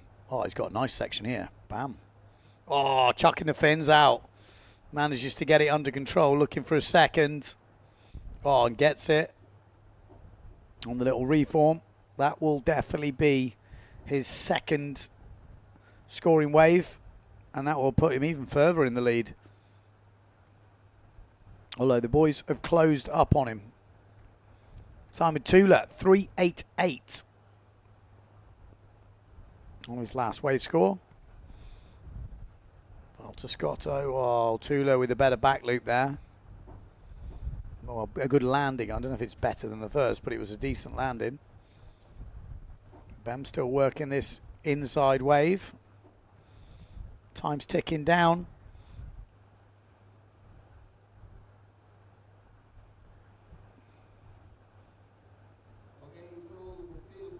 I'm just looking at the comments. There's a few of the boys here. Hi Ben, 57 says Max Speakman. Hoping to get around a forward before it's too late. And we've got Monkey. Hi Ben, 50 and still hoping to get around a forward. Good to see, boys. That's what I like. We've had a few guys on the clinic over the years who have managed to make it happen a bit later than you would have liked, but it's kind of, I think, for the older guys out there, it's definitely a real big move. Oh, changing. Was he going bigger or was he going smaller? To change in Tenerife is not easy. Oh, that looks nasty.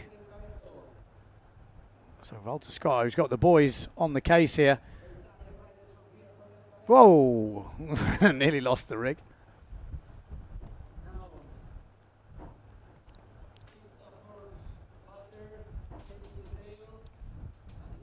This is Tula on the inside, Bem.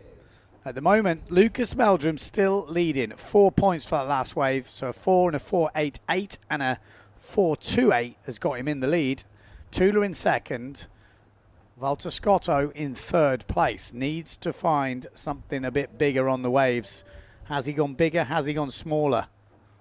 Oh, he's got a nice run here. He might be able to up that jump score. No, decides against it. So obviously looking... Oh, nosedive. Maybe he needs a bit more power on the wave. Oh, beautiful from Meldrum. Oh, and he just jumped out there. But really getting the fins out. Oh, that's why Meldrum maybe had to do that. Yeah, we missed that. Well, I didn't see it, unless I'm absolutely blind as a bat, which is probably more true than it's not.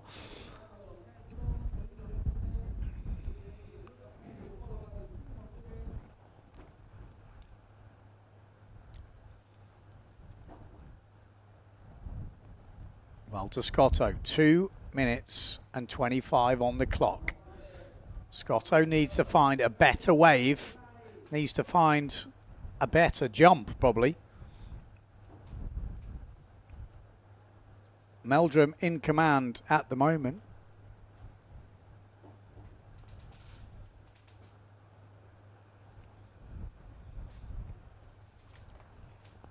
Two minutes counting down. It's going quick towards the end of this heat. If only I had a co-commentator that knew what it was like to win, as if by magic. Lena Erpenstein. The Stein, I've been told. The Germans have said, Ben, stop it. You're hurting my ears. Erpenstein. You can say Erpenstone also. Okay. Well, we have the winner of the single elimination here, the World Tour leader, all-round big-time winner, Lena Erpenstein in the house. Yeah, happy to join you. Yeah. I mean, it's cool that we're already back on and into action, so good to see. Condition. Oh, Walter Scotto, that he needed that. He's not going to get it, though. He's in the water. Oh, he's still going. Was that the same wave? Yeah, it looks like it, no? Somehow battled himself out of that white water. Wow. Well, that could be a game changer here, because he needs that second wave score really to boost him up. He's about... Oh, he's 2 points behind. Lucas has been killing it, actually. With he's had another some very stylish turn. I really like his style. He's so fluid on the wave. Gets the fins out all the time. Pretty 50 much. seconds to go. And Lucas Meldrum looks in control here. Second place is definitely not out of the reach of Valtascotto as Lucas finishes off that wave pretty much on the inside. Watch out for your fins there. Yeah, it's really shallow there. The rocks here in Tenerife are famous for eating fins. I think we've all lost a bunch already there. Yeah. If you haven't, you've not been trying. They creep up on you as well. You get into it, and before you know it, you're like, oh, I'm on the rocks. So, waiting for a score from Valtascotto to drop on that last wave. Will it make a difference? It would need to be a 4 in the 4s, which is a pretty big score. We might have to upgrade on something, and that is it. That's the end of the heat. Yeah, so that is the end of the heat. It will come down. I don't think it's going to make a big difference. No, it's not. Only a 2.25. So it looks like it will be Lucas Meldrum and Simon Tula that will go through to the next round. Have you seen anyone warming up who's looking good? I mean, we've had a run of really good conditions. Like that last weekend was firing. So I've actually seen a lot of people on the water. I think Marc Perret is going to be one to watch for sure. I mean, we all know that. Yeah. And it's so good to see him back on the water and pushing again. And then the local hero, Julian Salmon, is definitely one to watch also. He, like some days ago, we had proper wind and waves, and he was one of the standout sailors on the water. So yeah, it's going to be very exciting. It's so cool to see the show here again. Yeah, no, it's good to be back in Tenerife, and I'm sure you definitely think that because you won the single elimination. And like I said yesterday, it's a 4-star event, but that doesn't take away who you beat. You know what I mean? Like, and I can see it meant a lot to you yesterday, just because in that final we had Sarah Keita, we had Abaya Moreno, you know what I mean, and Alexia has just been smashing it as well. Yeah. I mean, in the end it says 4 stars, but it's a stacked field, probably as stacked as it can be, and yeah, the wind felt amazing. Like, yeah, can't actually even describe it. Yeah. Oh, it's good. Really good. Good to see. Yeah, also I think it's just so great to be back in Médano because it makes women's windsurfing look quite good also, because there's so many girls who can actually sail quite well, and then Pozo treats us with 50 knots, and it's so hard to show that. And for us now, it's so cool here to see how good the fleet actually is, and how it's such a good display of women's windsurfing. So yeah, it's really, really cool, especially for the women to be back here. And that, like you say, you say here it makes you look good, but here is just a good place. Like Pozo is an amazing place, but it's very windy. It's very windy. It's not even, it's hard to even do it. This is the next matchup. Sarah Keita at the door. They're queuing up. That's good. I like to see it. Matchup next heat. We've got Mike Friedel from Pozo, Tim Van Dam, local to here in Cabezzo. Wow, so, that's going to be tough, huh? And again, we can't look at too many of the stats on some of these guys because they haven't done all their heats, but this is an interesting Marlon Maffner, the brother of Leon Maffner. Did you see his heat in the early rounds? Wow. I've seen them sail, like both of them are ripping. I think they passed quite some time on Maui this winter, where I've seen some really good videos. So starboard tack, they're quite in control, and yeah, really good to see them on port tack also. Yeah, no, getting around. No, I think it's what you said about Tenerife. It's nice to have, more events, because windsurfing isn't about one wind direction, one sea state. Every rider has their favorites as well. So it's nice. Like when we see the freestylers go to Bonaire, we see, the ladies level step up. People go, oh my God, they all got better. You're like, well, no, it's just they can do more moves in these conditions. Yeah. And I think the wave riding yesterday, we saw it in Silt last year when we had the down the line, no jumps. We saw other riders stepping up, and we saw actually similar riders yesterday step up as well. That's a good point. Plus, more of you. Like yesterday was probably the highest level I've seen. Wow. Solid start from Tim there with a good stalled forward. Yeah, Tim Van Dam's been doing that stall forward for as long as I can remember. Like I remember him being a little kid, and he was doing these absolutely crazy tabletop forwards and stall forwards back as a kid, and then he kind of drifted out a little bit of the competition scene, and then in the last few years he's come back. And I think he was injured for quite a while also, so it's really cool to see him back on the water and pushing again. He went to Chile this year. We actually shared a house there. It was really fun to stay with him. Such a good time, and such an amazing sailor also. Yeah, he's definitely got the skills, and he's got this go for it crazy attitude as well. So he sometimes just turns the brain off and just goes. Yeah, he has that skill to switch off the brain and just go for it, no? Which I like. I like as someone who videos and someone who watches a lot of windsurfing, that's kind of like fun to see. Little fins out turn, but loses the wave. That's Marlon. Little slash. Yeah, you really get to see the turns here in Tenerife, and that is what we like. Like I say, in that women's final yesterday, did you watch it back? Obviously you did. Well, I haven't actually watched it back yet. Really? No. I've just cool as a cucumber. Went with the flow until now. So okay. No, just really been enjoying, to be honest. That's good. Good to hear. I'll be watching it back. I will. Don't get me wrong. I definitely will. Okay, so here we go at the moment. Oh, big one from Friedel, just out of the corner of his shot. But Tim Van Dam leading at the moment. Early days here in Tenerife. Scoring a 5.12 on that stalled forward, so solid jump from Tim. Yeah, big one. And we're only going to see, I think, conditions improve. Have you been sailing much here in Tenerife? I mean, I sort of come every year. Like after Pozo, I really like to come over because it's a bit more wave riding. It's also so nice to be here because El Médano just has a lot to offer. So been coming a lot this year. Unfortunately, I could only come the weekend before, so haven't actually sailed it so much. But yeah, it's always a great time here. Yeah, obviously Dieter van Eycken based here. Yeah, I'm staying with Dieter, who's coaching me also, and I think he's going to be one to watch for the day also. Yeah. He has such a good style, just comes off a 4th place in Pozo, so that's going to give him some confidence. And I'm actually excited to watch his heats. Yeah, that's going to be good. I'm looking forward to today. It's kind of an interesting one. It's like a 4-star, so maybe it's not the full points, but everyone's here. Not everyone, but most of the guys are here. They're all kind of friends. It feels like it could be a real fun without the tension of the 5-star somehow. Definitely, which we might see guys cutting loose a bit. I don't know how it's going to play out, actually. I honestly felt that a little bit. Like, it was a stacked heat, or stacked field, but it's still a 4-star, so it's not fully counting, and it does something with the mind for sure. Yeah, I'd agree. I would agree with that. It's interesting how it works. Obviously, we talked about it before, Peru going on the other side of the world, and we've got a few riders over there as well. We're going to be trying to follow that action as well. I think they've had some quite good conditions as well, so it's good. The way the windsurfing is going this year, I think it's most of the competitions have been proper full win. We've been lucky with conditions. It looks like Peru's going to get another solid swell. For us, it looks like we have a solid week of conditions, which will maybe even allow us to finish all disciplines and all doubles. So should be good. Oh my God, that's a long week for me. I was hoping for a bit of no wind. There we go, a little table forward from Tim Van Dam. Doubting that's going to upgrade his score though.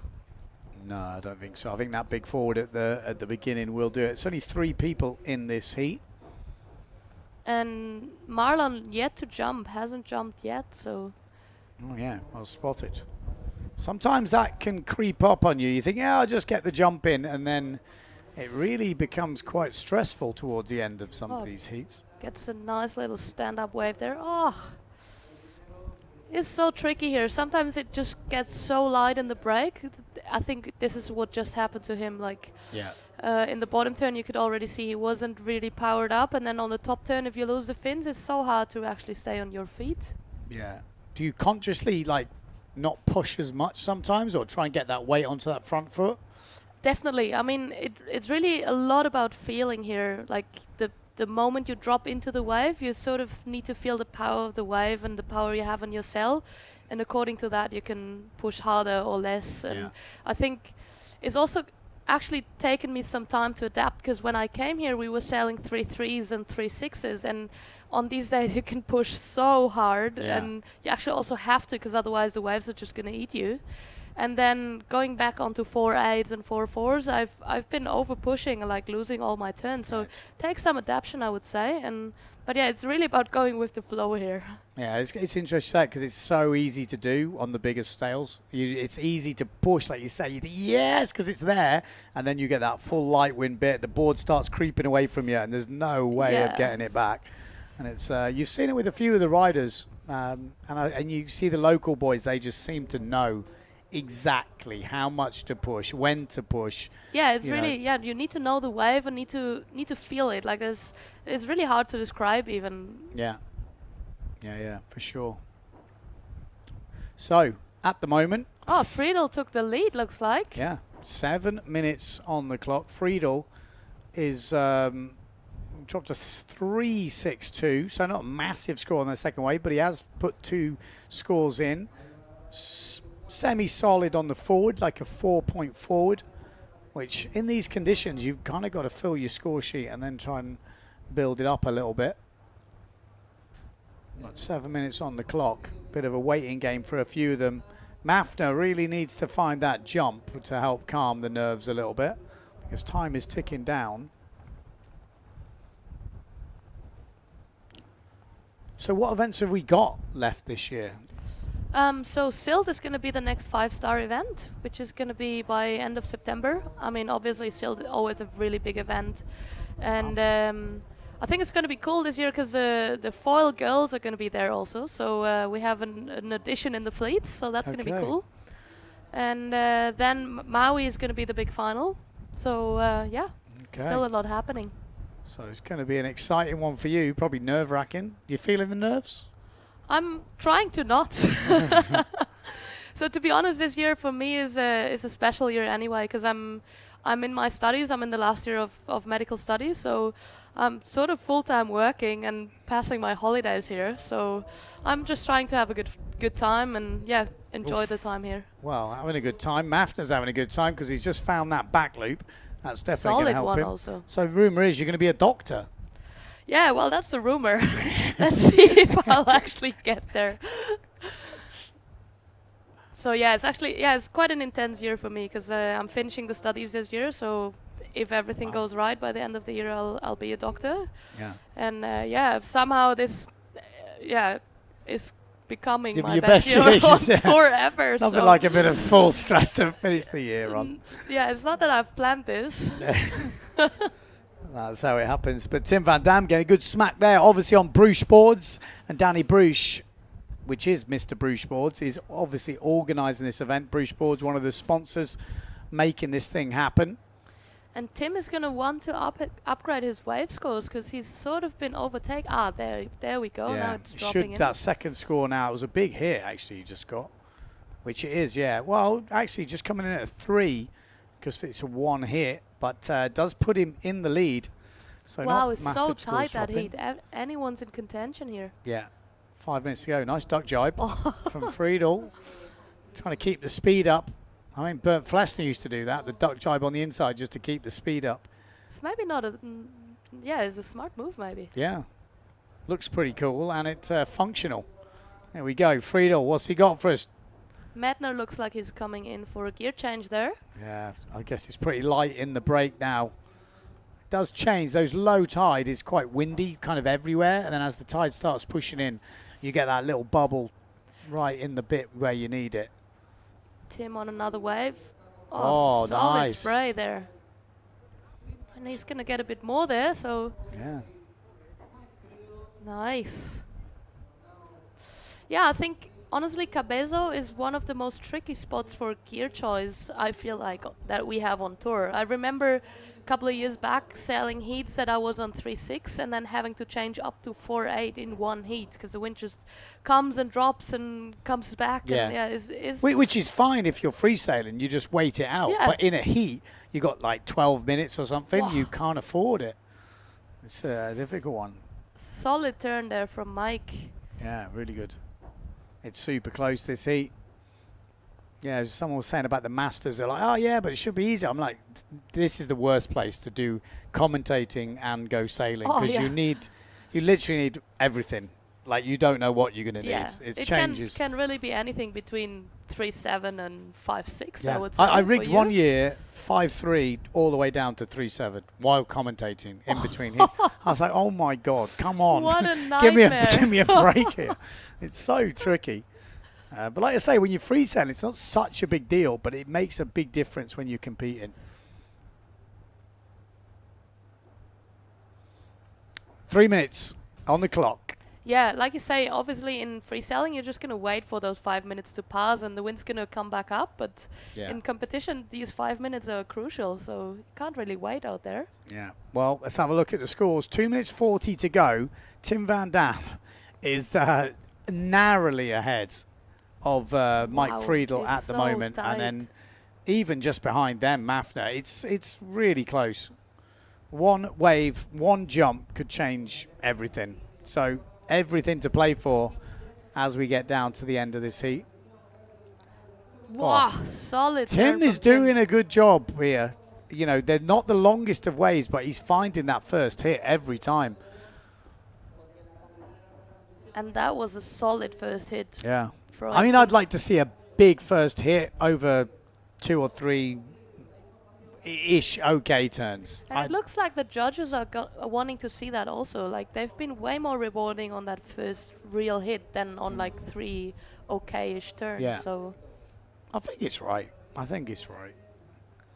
mean, in the end, this is so critical. If you hit that first section, it's all or nothing. So I think if it works out, it should be rewarded. Yeah. I think the only thing they may be critical of is if that first section sits up and you smash it, but then by smashing it, you miss the rest of the wave, and the rest of the wave was a good wave, you know?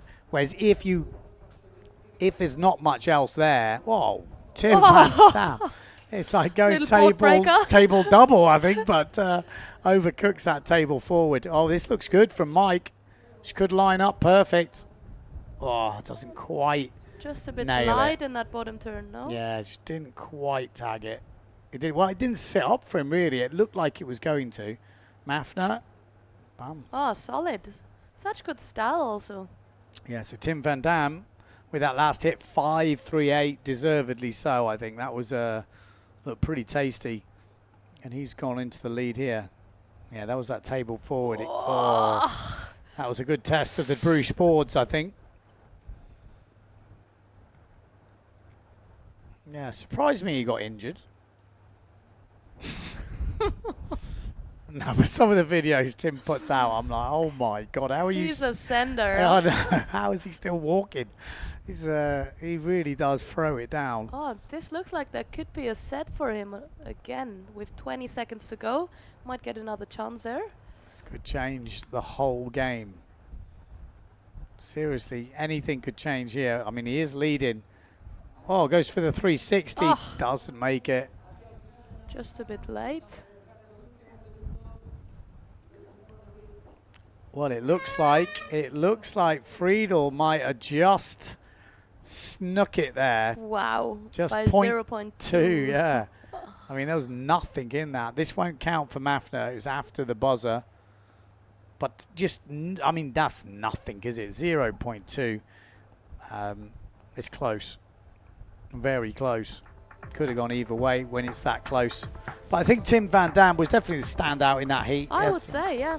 Bigger turns, big jumps. So cool to see also. Like, he hasn't really had the best year until now. He's always been very tough first rounds. And, yeah, to see him stand out here is really cool. So just watch the highlights of this heat.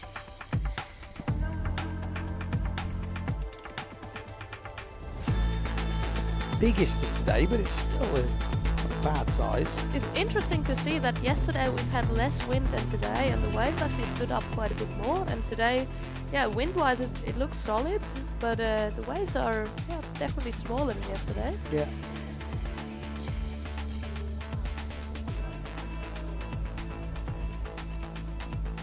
Yeah, looks like the scores stayed the same. Wow, that was a solid turn from Tim there. I have to say the drone does make the waves look better. Like that low angle. There's something about Cabeza, I was saying it yesterday, that kind of hides the whole size of the wave. And as soon as you go up a little bit, you see it. Here we go. Samuel Ferrero in this, one of the young guys pushing through. Landed a planing double in Pozo this year. And with an amazing performance there also. 17th, I think he finished at the end, but in the single he was right up there. And we've got Jochen Stoltz, 46. Same age as me. But he's a local sailor on the Bruce boards. Keep an eye out for him. Carlos Kiefer. This is a tricky heat.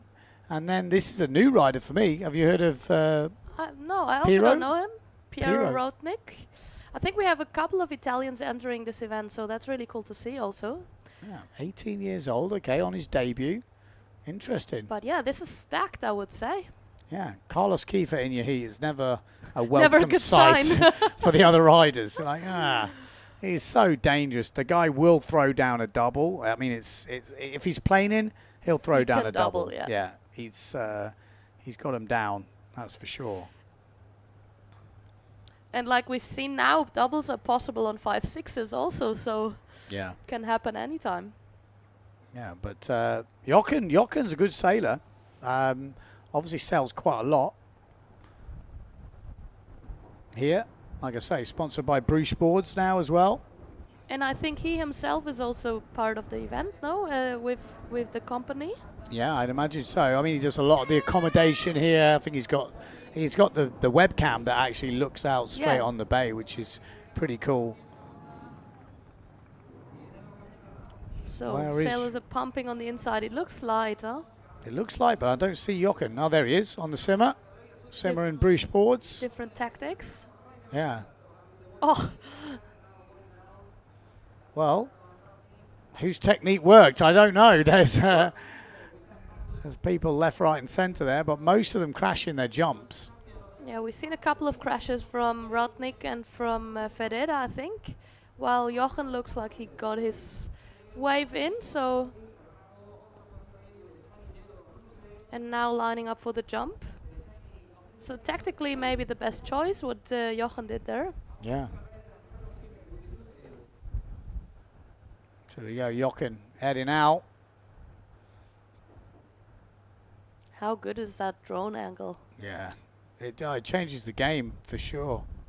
I like a lot of wave spots. I'm not always a massive fan of the drone, but now the way the guys fly the drone, lower and stuff, it makes everything look pretty crazy. The early drone stuff was quite high, and it used to kind of kill the height of the wave. But I think it's got so many different angles with one, machine. It's amazing. Here we go, Ferraro. Carlos heading out. Let's see if he can find a ramp there. Carlos can sniff out a ramp. 200 paces. Look at him. Oh, I think he wanted it. Ends up with the plane in forward. Perfect planing forward.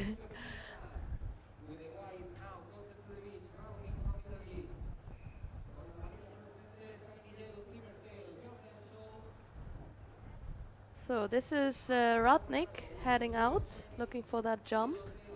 Bit slow start to that heat, I would say. Yeah.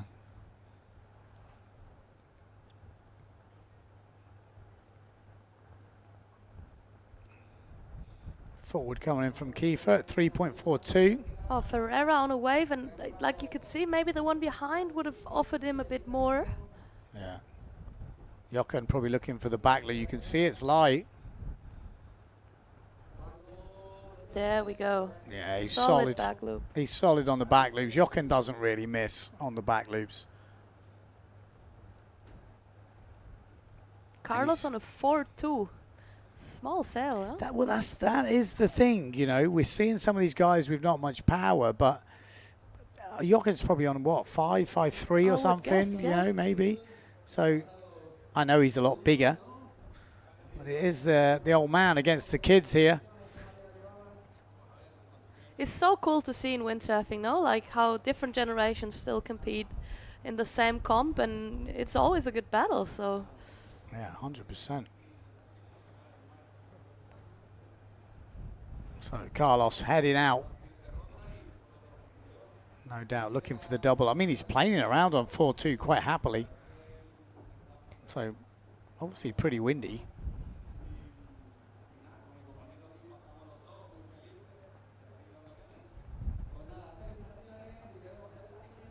Another forward there from Rotnik, so good to get a score in. He's got a good level. Like I said, never seen, as far as I can remember. I mean, so many riders come onto the PWA and the junior events, but not a name that I remember. Ah, okay, so I'm just hearing he's a freestyler. His first time in the waves. So that would make sense, because I'm going to say, you look at his level, he looks decent. Got good style. Ferraro, sorry. Sam Ferraro going down.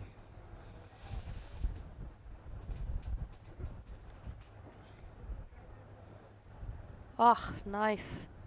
That was a well-placed bottom turn.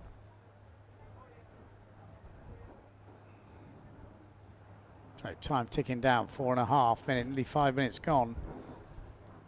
And it is Carlos leading. But everything's still in there, I would say. The scores are like half as high as the ones from the heat before, so I think anything can still happen there. Yeah. Yeah.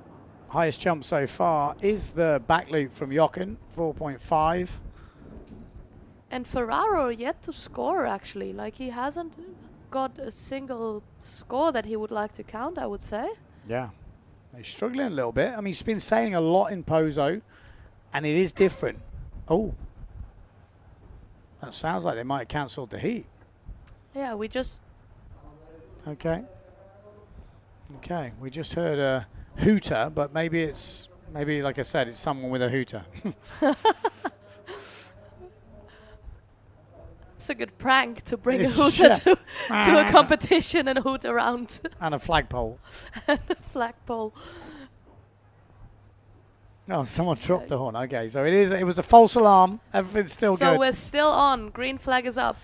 I was going to say, I can't see him kind of that planing forward at the back from Ferraro. That will at least calm his nerves a little bit. I mean, it's not going to be a massive score, but you kind of think, okay, it's not the end. But apart from Jochen's back loop, we've also not really seen any massive jumps going down, so still good to have that in the bag. Yeah. You want that safety, and you don't want to finish the heat with no jump at all, that's for sure. Something that's also very interesting on the competition here, I would say, is the tactics outside to grab the waves. Because, yeah, that was sort of crucial yesterday. And I think right now you can see the riders lining up and waiting for the sets. Is really a bit of tic-tac-toe that you're playing out there to, like, place yourself in the best way. And then the riders seem to push themselves more and more upwind all the time. And then sometimes you're out of position for when the set actually comes. So it's, yeah, quite tactical. Yeah, like you said then, it's very easy to push yourself upwind because you sail up, trying to get the wave, and then you're like, oh God, I'm nowhere near where I should be now. And then, like, if you're powered, it's fine because you can go downwind and keep the power in the sail. While if it's so light, it's actually quite hard to stay on the waves, going downwind and starting your bottom turn with power. Here we go. This better from Ferraro. Nice. Might get a second turn. He might have blew it. That was probably the better set we've seen, and that goes to what we were saying before. Sometimes you don't need to go as vertical. You've got to make that, because he'd already done the damage with the first one, and that second one then already discounts the first. And he, with no scores really in the board of any note, he really needed that one to count. 6 minutes and 20, and Ferraro might live to regret that.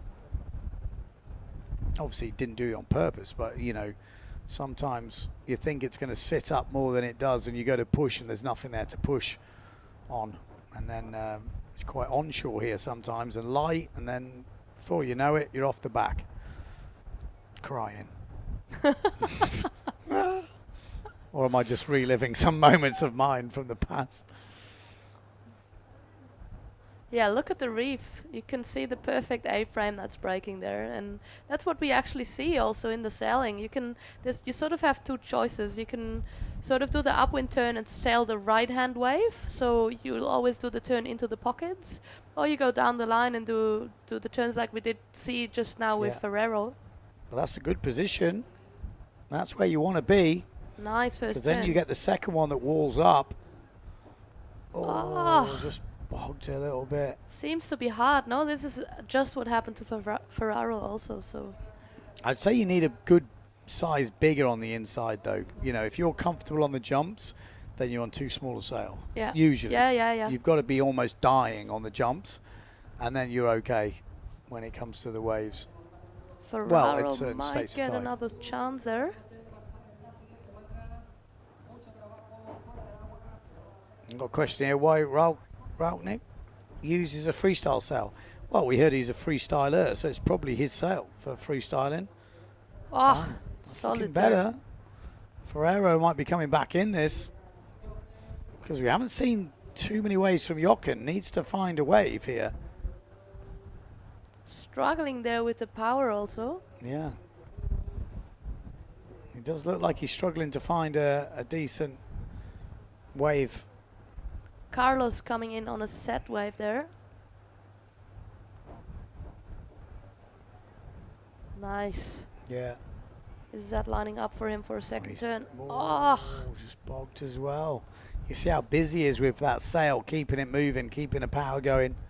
Really active, but you just need power here. You can do what you want to generate the power. You need the power off the top to hold on to. That be was able yeah, it was good. Really nice turn from Rodney. He's sailing good, isn't he? Sailing good, the Italian. Could he cause an upset?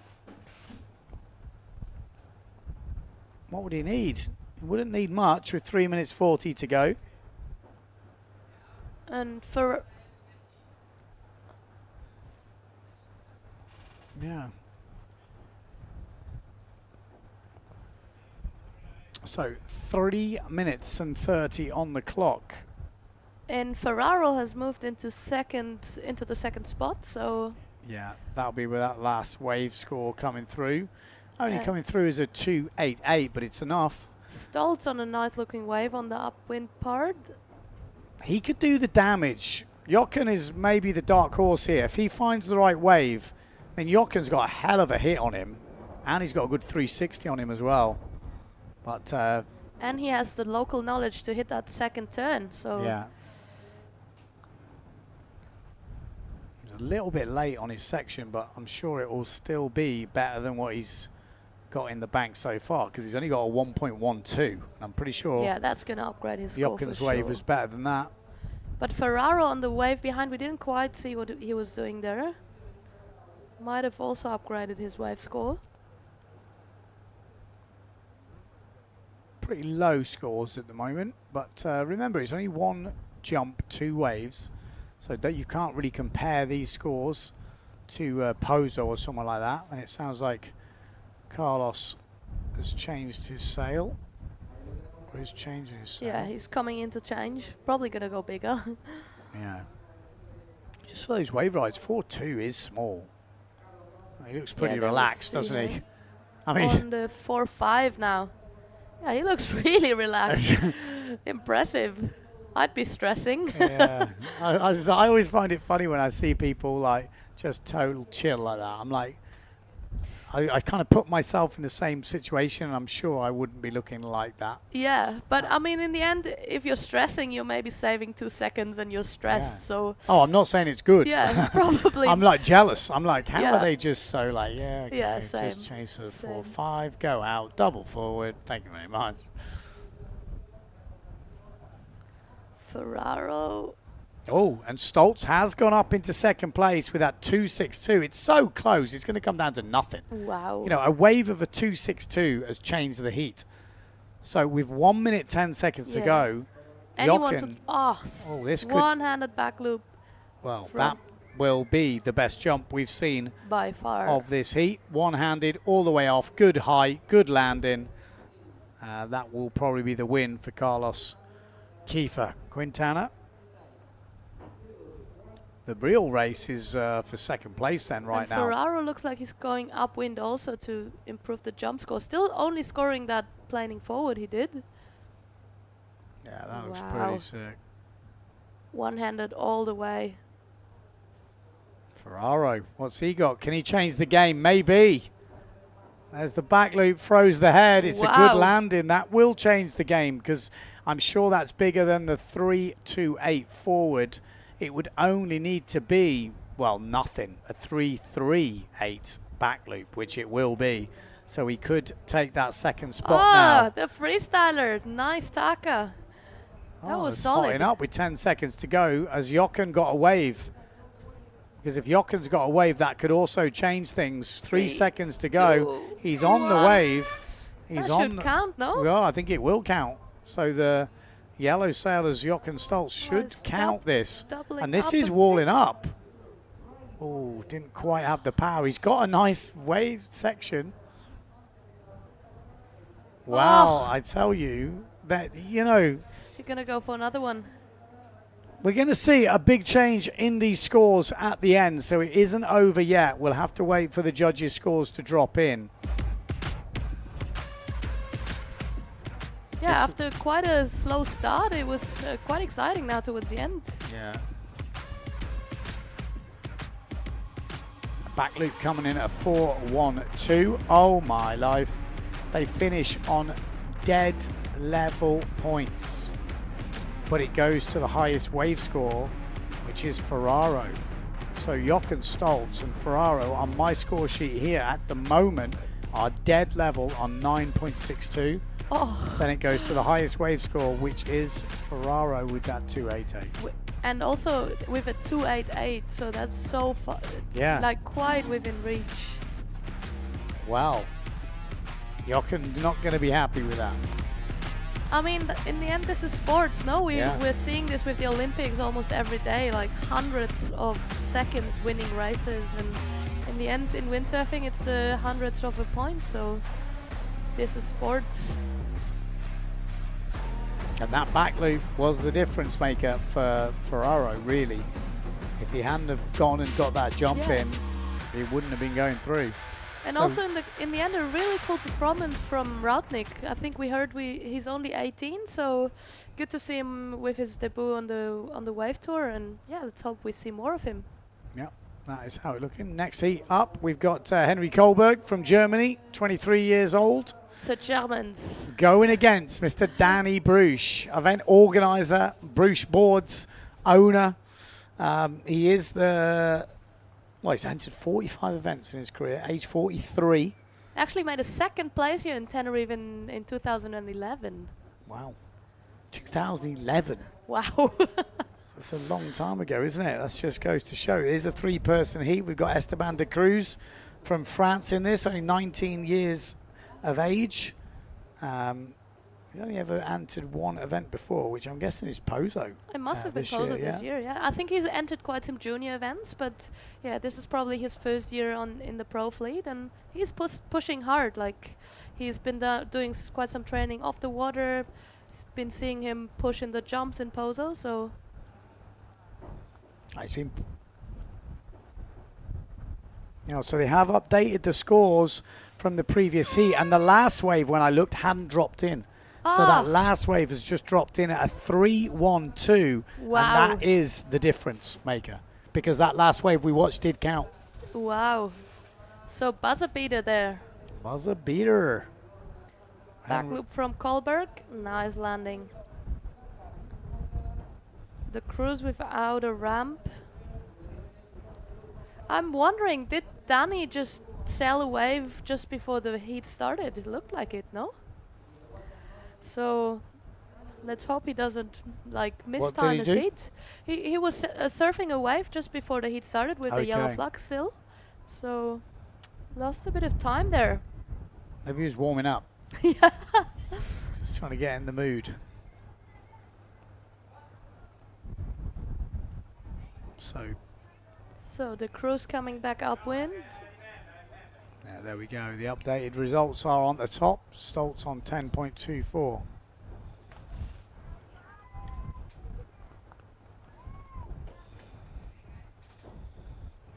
Kohlberg. Kohlberg looks on it.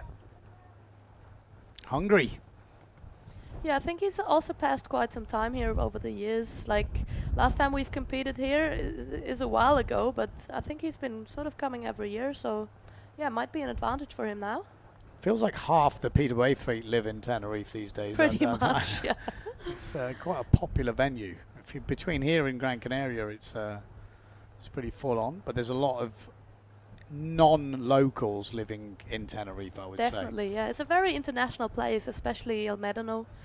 And I think it has quite a lot to offer also for living. Like Pozo, you know, it's a lot of rocks, a lot of wind. And I mean, I love Pozo, but maybe some people would choose El Médano over it for like quality of life. I think there's Gran Canaria people and there's Tenerife people. Probably, yeah. It's quite interesting. Like Paré, Victor, I feel like they're Gran Canaria people. They are, yeah. You know, and then I feel you've got the Dieters and the, well, obviously Bruges has been living here for years, but you know those guys kind of. Adam Lewis back in the days. Exactly. It's kind of splits.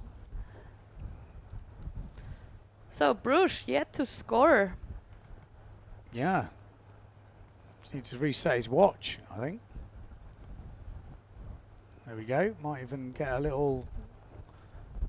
It's so mad when you watch this. Like, it doesn't always become apparent, but sometimes you are jumping off less than ideal waves. You know, you really have to force it because you know it's maybe the only chance you get that run. And it's not ideal, but you might nail it. But you wouldn't usually do it in free sailing. Yeah. You're like, oh, well, I wouldn't really take off on this normally. But still, it's still going to calm your mind in your heat, knowing that your jump score is not a 0. It's a 2 or 2.5. Kohlberg looks on it. Yeah, looks hungry. Backside slash. In the competition sense, I mean, I don't think he is actually hungry. Nash, sponsored rider. Not many Nash guys these days. Danny Bruges, obviously on Bruges boards, funnily enough. They thought it'd be a good idea to sponsor this young lad. Looks like he's on the Happy, which is their Quite cruisy turn there. Yeah. Looks a bit underpowered also. Ooh, hello. Esteban de Cruz. Bam. Oh, didn't need that. Just, you know, nothing really changed, but it does in your overall impression. When you're about to put the points in, you're like, ooh. Still fell on that wedge. Like. Still, the first hit was probably one of the best we've seen from today. Yeah. I mean, in surfing, it doesn't seem to affect it at all. I saw, you know, Chopu, they're getting big barrels and stuff, and then doing an air crashing out totally, and it doesn't affect the score at all. Does Bruges know he's in that heat? He says something's happened. He's like, has he hurt himself? Yeah, let's see what happened there.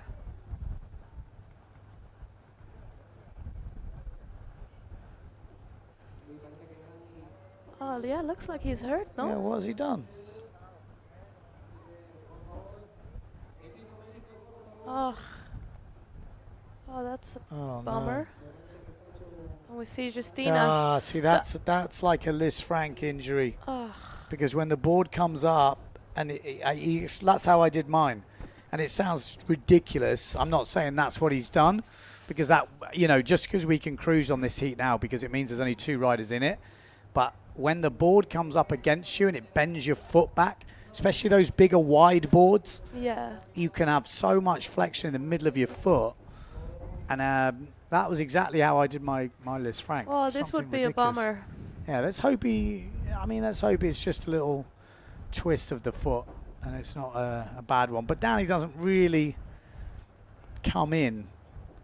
He's usually the one who'd still keep on going. Yeah, it looked like it was definitely not great. And the way you could just see the way his hand explained what happened, it did sound like that. Just little flex back of the foot.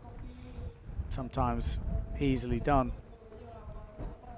Well, I'm sure we'll get an update from Danny Bruges, but that didn't look good. Makes it easy for these young rippers, though, because they wouldn't have wanted to have Danny Bruges in the heat. Got their own battle here. So right now it's sort of a cruisy wave heat because both of the sails are going to pass, but it still makes a difference if you're making first or second. So does it?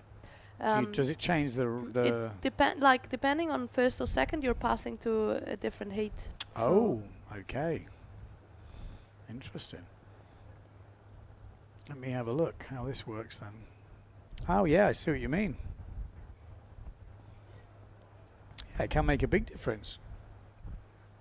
You could probably work it out if you're in this heat, because you can't lose. Yeah. So it's hard sometimes to try and finish second. Yeah. But if there's only 2, you could easily throw the heat now.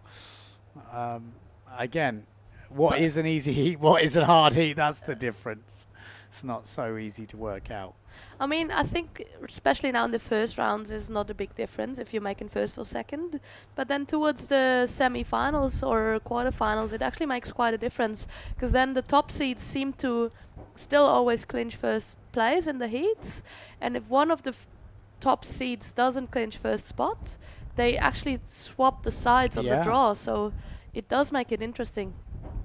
Yeah, this one, the winner, as far as I'm aware, will go against, will go in here. So second place will go against Nagoshi, Tula, Campello. While first place will go against Chapuis, Ishii, and then the second from this one. Yes, of the upcoming one. It's Yeah, very hard to work out. It's like, well, all the heats are hard here. At this stage of the game, you know, everyone can throw down some pretty big scores. Especially if the conditions, I mean, conditions are on the light side, the waves are small, it's hard to make a real difference, so anything can happen. There he is.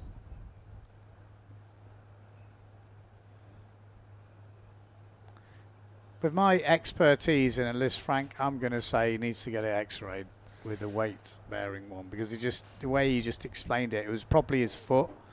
Looked like it, yeah. And I mean, it could be, it might be something else. You never know. I mean, the foot, there's so many things going on in your foot. I mean, we've seen Dieter van der Eycken just after the contest in Posa. He did a similar, well, not like this, but he also had pain in the foot just the way that Danny explained it. And we're here 4 weeks later and he's sailing again, so can't really be anything. Oh, but that really, it's not the way you want to go into an event that you've organized all year. I want to see what they do. But these boys are out there sailing. Like I said, both of these guys will qualify through to the next round. Danny Bruce is lying on the stretcher right now. He's still laughing though, so... Yeah, it's not like a nasty break, but it's one of those injuries that, you know, if you're on the wrong side of that injury, it's just a nightmare. Because even if it is a Liz Frank style injury, even if you don't need it screwed, you still need 6 weeks without putting weight on it. Yeah. Which is just a disaster for anyone living a normal life. Like, definitely. It's a real nightmare, really. And then for a windsurfer, even worse. Oh, God, yeah. Because you lose the muscle, you know, it's like a big comeback. I remember Swifty had that, and they told him to rest it up. He rested it up 6 weeks, did all the stuff, came back, and then it wasn't stable, and then busted it again. So they had to screw it, and then he had to do it, and then he had it. Oh man, it sounded like a nightmare. I mean, there's a lot of Liz Frank stories in windsurfing. Oh, got a coffee or? That's not the way he imagined his event to go. No, surely not. Shocker. Like I say, these boys will be quite happy, not in a nasty way, just in a happy they've qualified through to the next round, because the next round is the seeded round. I mean, honestly, I think Kohlberg is going to be happy with the heat he's selling. He's been putting down some good wave scores there and started with a solid back loop, so that's good to see. Rich Page just reminded me I'm talking to maybe a doctor. It's a good point. Well, I've had a fair few Liz Frank. I was trying to remember the lecture I got on Liz Frank injuries in orthopedics. I reckon I could do a lecture on it. I tell you, I've read so much on that injury and been through so many different things with it. It's kind of crazy. It's like I mean, we can mention some basics on the injury itself, because it's not actually a broken bone. The Liz Frank is like a joint line that you have within the foot, and it's actually quite an important one, because within the foot you have 2 major joint lines that go all the way across the foot.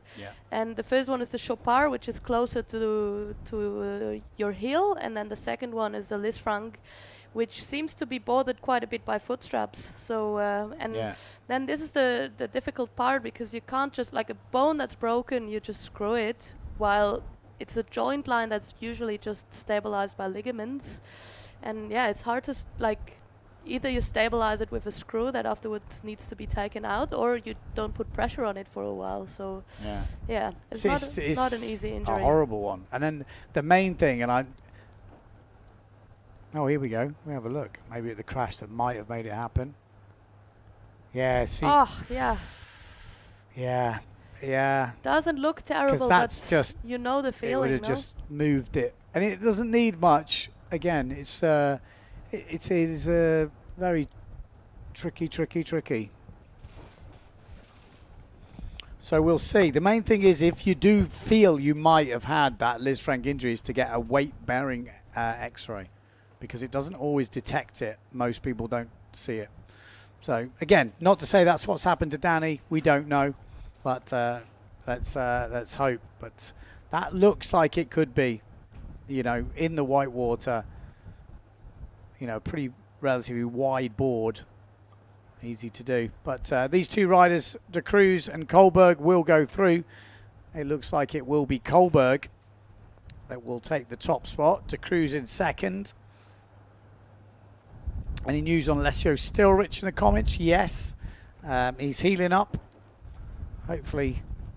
Again, it's one of them injuries is the same. He's had the operation and now you have to wait for it to all heal up before you can start weight bearing and building up the muscles again.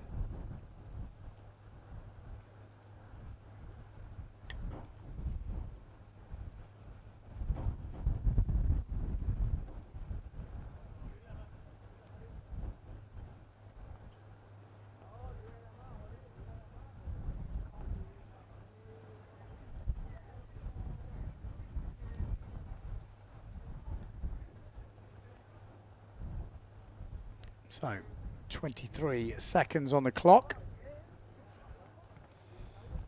at the end of this heat. Like I said, not much to really go into on this heat, but the boys have had kind of like a warm-up. So yeah, we just got some updates from Danny there. Apparently he was just on the wave that we saw before.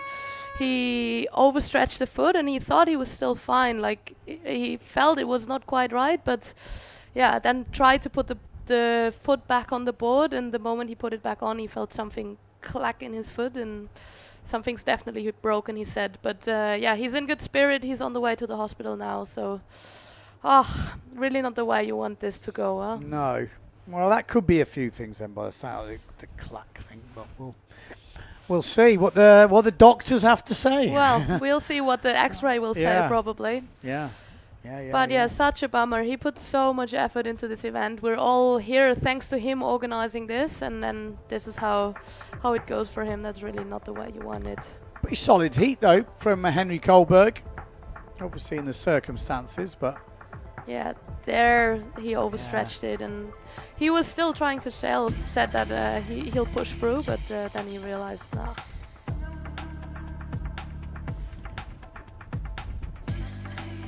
yeah, see, just where he's holding it makes me a bit worried.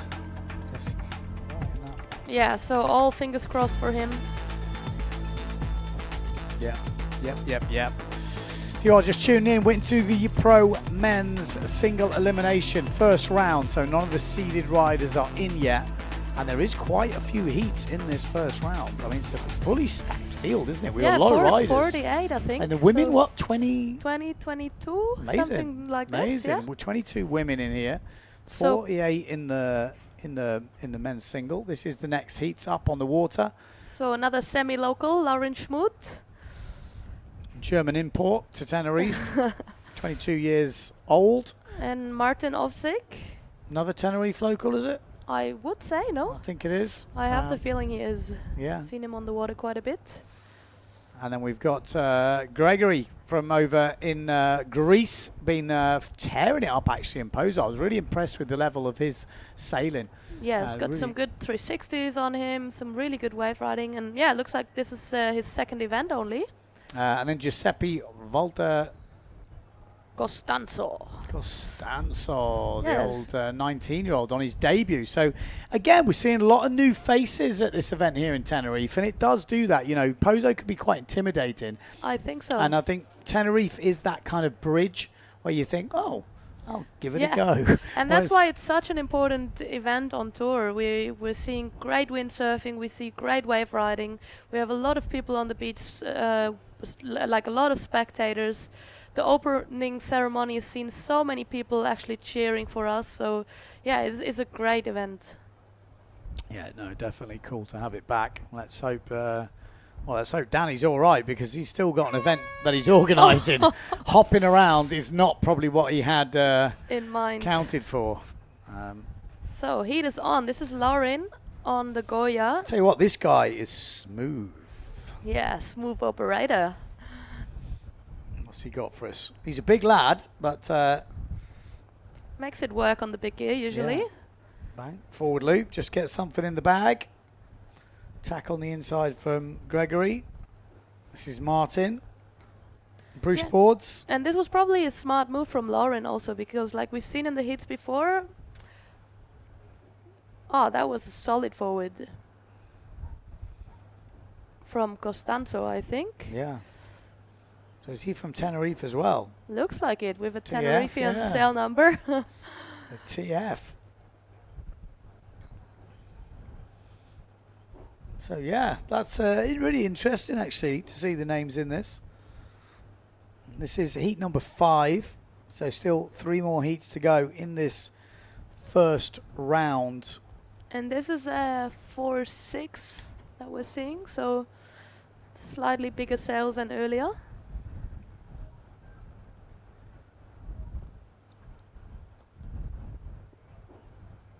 Statopoulos heading out. He's going to want that back loop. Nice tack. Tack's is a very underrated move. Oh, yeah. See. It's the way to distinguish a really good sailor from a good sailor. Yeah, it's true though, isn't it? You see him do a good tack, you're like, this guy can sail. That's, yeah. Especially if you tack both sides. I mean, yeah, a lot of moves are hard both sides, but I feel like tacking on your weak side is really a hard move. There we go. Oh, just seeing the end of that move from Smooth. Might have upgraded his forward.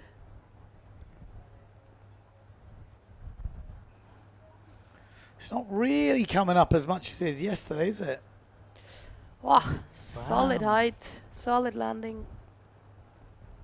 Yeah, somehow the pushing tide is not really doing its magic until now. So high tide today. Oh, Gregory, held on to that thing. Almost overcooked it. I guess we're still, what high tide today? 4? 3 yesterday? 40, yeah, 350, so somewhere there. Okay. Yeah. So we're still probably on to the bit later when we should start to see the best waves. We'll see.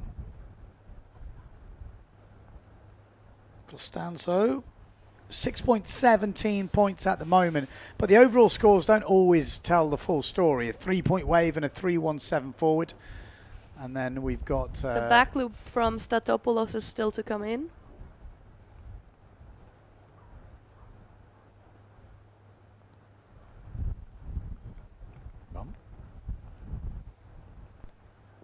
Smooth on a wave behind. See if we can have a look on that.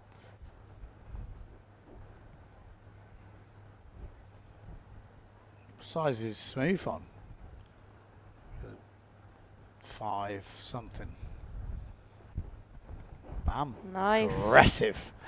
A little ras turn to end the wave. How's your eyesight? Oh, I was going to say. Oh, nice tackle Wow. from Greg. Staphopoulos. And connected with some turns, so good to see. A few angry rocks sticking out there.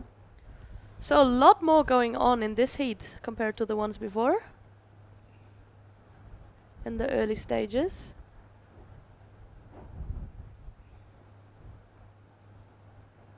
There we go. I'm sure there's And some, Costanzo is leading this heat right now. yeah, there'll be some local pride here as well. Costanzo is scoring like his life depends on it. It's 9:30 to go. He's already put in 2 waves, 1 jump. Still got an early lead. And just rode another wave, so... Yeah, he's busy. Busy boy. Oh, there we go. It wasn't an attack. It was a backside 3. We saw from... So technical when it's so little wind.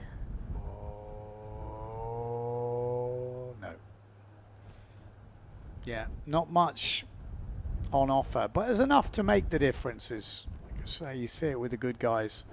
When That's they go what out we're for the looking for, warm-up. no? Like the conditions are still contestable. You can still make the difference to show who's the better sailor. Yeah, yeah, yeah. And like you said, well, like I was kind of saying the other day, it's 4 stars as well. So maybe that takes the edge off this. Has to be perfect. You know what I mean? Yeah, like yeah, there is definitely an edge of people just want to compete. Yeah, for sure. And maybe this is also why the whole event is a bit more inviting to new faces, because it's a 4-star, so it's a good way to start your career on tour, maybe. Yeah, yeah. I mean, we used to have quite a lot of good events in the UK. Well, we still do, but I'm not involved in them definitely as much as I was. But it was always a great way to just get into the PWA. But those national tours are probably not as big now. So then these 4 stars and the bigger, but still smaller World Cups, there's definitely a place for them. Definitely. And you guarantee conditions almost, you know. Pretty much. Coming to Tenerife, you know you're going to sail. The UK, you never know what's going to happen. It's always a bit random. Yeah, there it always depends a bit on if a storm hits or not, no? And here you sort of have trade winds that come every day. So also, besides the competition, you're going to be guaranteed to sail. So that's really cool. There we go. I think Stavropoulos coming back into this a little bit now. He's got a 4.62 back loop, which is the highest scoring jump of the heat so far. A 2.88 on the wave. If he locks in more than a 1-point wave here, he will probably take the lead. And smooth on a nice looking wave there. That's actually pretty nice from Costanzo, but Smooth has took the lead now.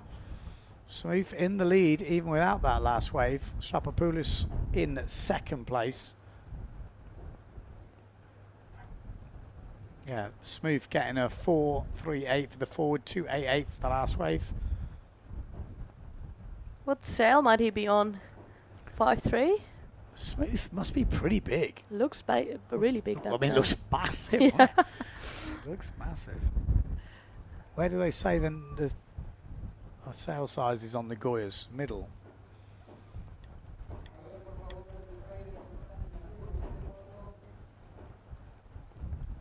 Smooth. We've got the fan club out there. The German fan club. Cheering him on, yeah, cool. Smits. Actually studying to be a dentist. Smooth. Smooth. I thought his hands would be too big. Can't remember.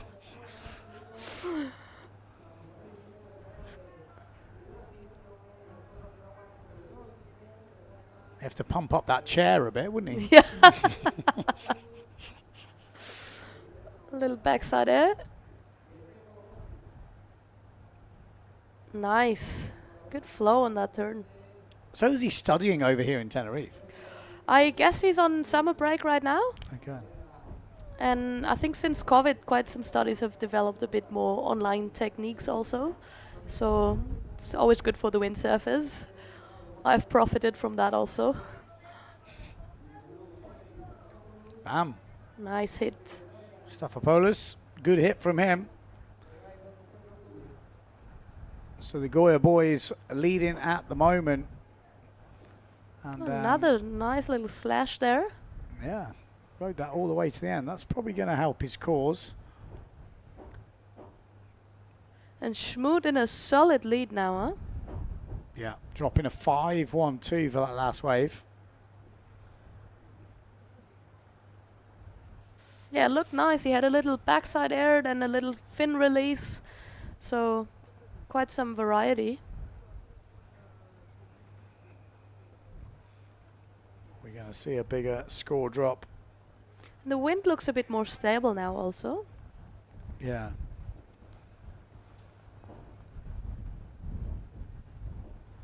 Have a little look. 12.38 points. Stavropoulos is 2nd. Well, best scoring wave just dropped 3.38 for that last wave. Puts him up to clearly in 2nd now.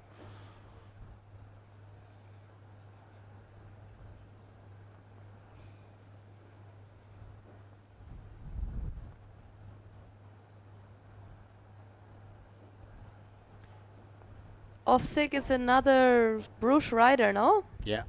So quite a strong fleet also. Yeah, you've got a few of the Brucey boys in here. Obviously, Jochen already through to the next round. Tim van Dam through to the next round. Yeah, Offsick's got a bit of work to do here, though. Needs to find something. Well, needs to find probably a bigger waves. I mean, like everything here, with 2 waves to count, you've got to find those sections. Quite a good scoring heat, though. Yeah, pretty solid, isn't it, all round? And now through that drone angle, you can really see the setups coming in, and Lauren seems to be in a good position. Is he in the right spot? He looked to be lining up that first hit. Bam. Solid first turn. Keeping the speed down the line. Although you can see he's running out a bit of juice. It's a lot of work, huh? How's your eyesight? Oh, missed it again. Every time I go to look, I'm like... Here we go. This is Strafopoulos, back loop. Solid. I'm wondering if that's going to upgrade his other score, though. He had quite a good back loop already. I don't think so. I don't think it will change things on the back loop front. Sometimes hard not to go for a jump when you've got the ramp, isn't it? You think, well, why not? Might as well. Yeah, keep me in the mood. And Costanza looks like he wants to upgrade his jumping score also. Yeah, Costanza, what's he got? A 317 forward. He's trailing a bit on both the waves and the jump.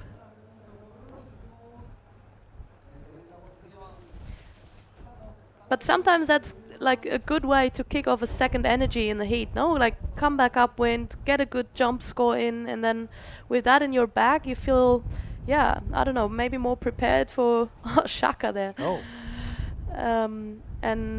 Yeah, line up with another set. Sometimes that can be like a turning moment in your heat. Yeah, definitely. Just keep the momentum flowing, isn't it? It's like keep that confidence going, keep the energy going good, or you come back upwind, go for a jump, crash it. Yeah, also happens. Also happens. You just think, oh, it's not my day today. Then it's really hard to fight back. Another back loop. Yeah, he loves it. Like I said, and he kind of must know that that's not going to upgrade. Yeah. He just likes jumping. I'm pretty sure on his scorecard it was said likes jumping. Probably, yeah. Could maybe take a handoff or a foot out to try and upgrade his score. That's the thing, isn't it? You would think that. He's got to upgrade somehow. So no point doing the same move. Especially because he had that first solid one, which was even higher than the two he did now. So yeah. Well, we're going to need a bit of a 2-point. It's going to be difficult for the other riders here. Schmid is going to try to go for a back loop, I think. Because he's scoring that solid forward he did.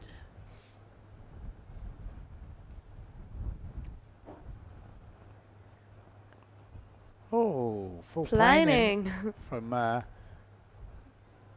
Costanzo.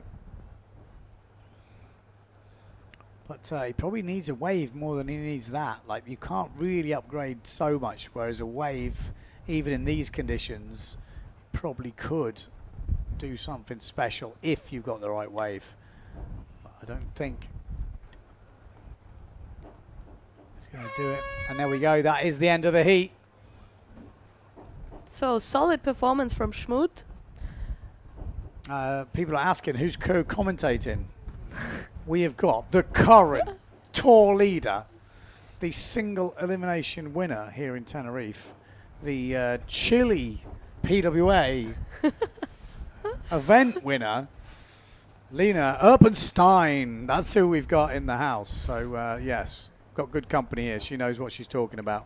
And we've had me chopping on about bad foots and Liz Frank, and then, yeah, she's trained to be a doctor, so now I feel really silly. Actually, I think you know more about Liz Frank than I do. I'm just trying to sound smart. No, but it is an interesting injury. They're definitely, I think oh, yeah, that big back loop at the beginning. Solid, was big, wasn't it? No, I do need to do a video on Liz Frank because it's quite an interesting one if you're a windsurfer, because it's a very common one, but not everyone talks about it, and I still speak to people who've got no clue. So, you know, within the professional circuit tour, I think a lot of us have heard a lot of stories and stuff, but maybe on the outside world it's not as common. But there's a lot of people that have suffered that injury. Again, do we know what Danny Bruce has got? No, we don't know. It could be a metatarsal, it could be a lot of things, I guess. There's so many things. So yeah, we're all crossing fingers for him that it's not too bad. Yeah. But yeah, Dr. Smooth, the smooth operator. The smooth operator made it through Yeah. with a solid performance. Yeah, looks like it. Killed it in the end. 14.38 points, one of the Solid. higher scoring heats of this round. And Stafopoulos from Greece. King of back loops. Yeah, he definitely had the most back loops. 3 perfect back loops. Maybe he did it for the drone shots. Yeah, he's got definitely in the action. Just in case you missed one. A lot of highlights on that that heat we just saw. So some good action going on, even though the conditions are maybe on the lower, lighter side.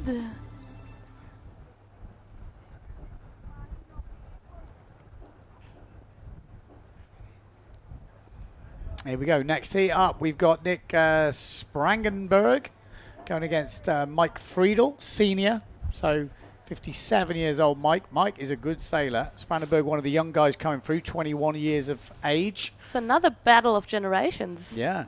It's interesting because obviously the Masters have all entered the main fleet as well, which is cool to see. We've got Omar Sanchez. This is like the Instagram legend. Wow. He's got like, what is he, 500,000 followers or something? Something like this, something, yeah. He's famous. I think he entered a Spanish TV show and is now, yeah. Yeah, I want to be the farmer's wife or something. No, I don't know. I don't know about these things.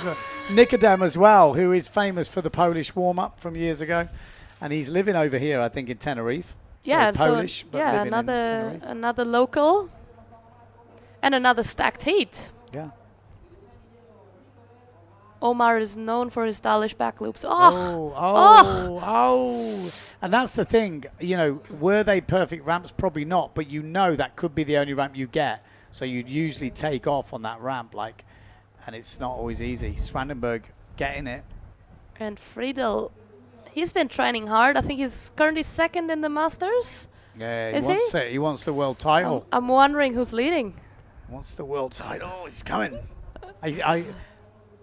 I did hear vision like he was going to go over to Peru as well. Okay. He was going to windsurf here, then go to Peru.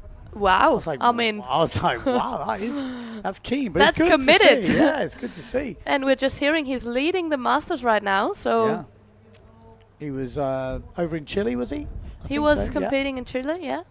Yeah, no, he's putting the work. He's a really good sailor. Does one-footed back. He's got the. He also trains like a professional. Huh? He has. I think he's training with ponds quite a bit. So almost every day in Pozo, I've seen him on the water with a helmet, with the BB talking, and training hard on his moves. So really, really cool to see. Yeah, and he was doing the PWA or PBA, I guess, back in the day, like from. Wow. Yeah, so he's got a good one. He's obviously son is ripping it up.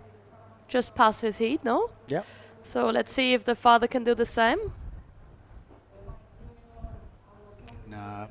Who else have we got in this?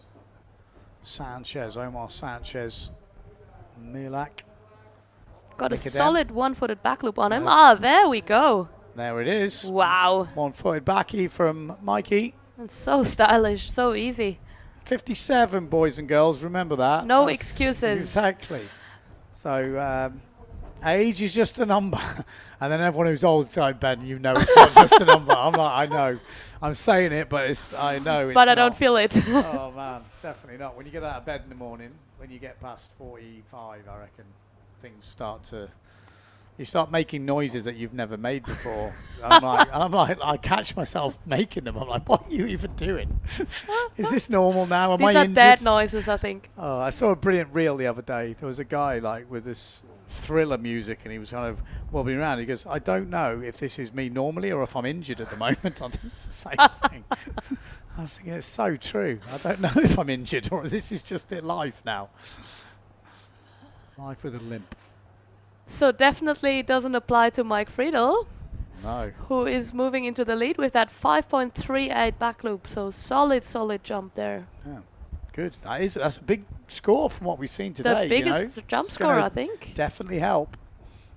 I mean, the it was risk of high. taking your foot out, is worth it. One-footed, good landing. Nicodem.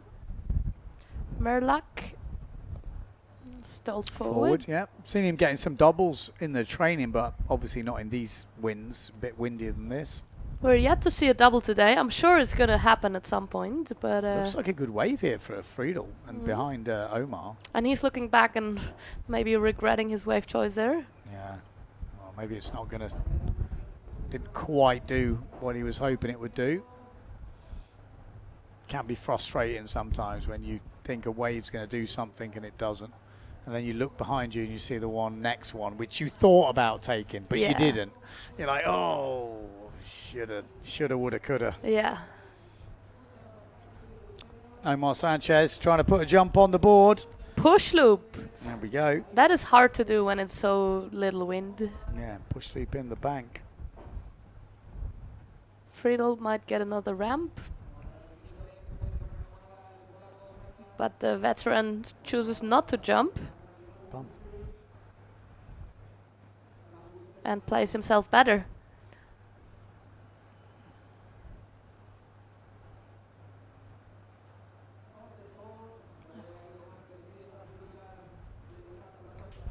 So not quite coming together for Sanchez till now. He seems a bit out of sync with the sets until now. Yeah.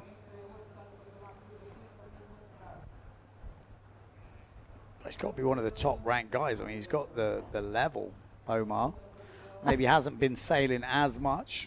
I think he's had a lot of top 10 finishes in Pozo. Known for his very stylish and high back loops, one-footed, one-handed. Got a good tweaked push loop on him also. Yeah, for sure. Nick. Little Not rocket. quite getting it right, yeah. Oh, there we go. That's better from Sanchez. And finishes off with a taka. Oh, just behind the wave. That would have been a good score.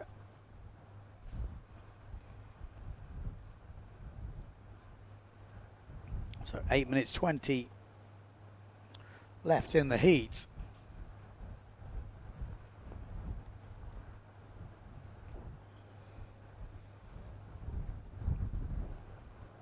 Definitely long heats, but I think it's quite a good amount of time actually, because we've seen a lot of people jump and crash or really waiting for set waves, and there's quite some time between sets also, so I think those 14 minutes are making it fair.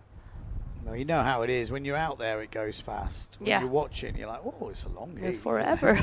When you're out there, you're like, oh my God. Nice. Oh, Mikey, nice.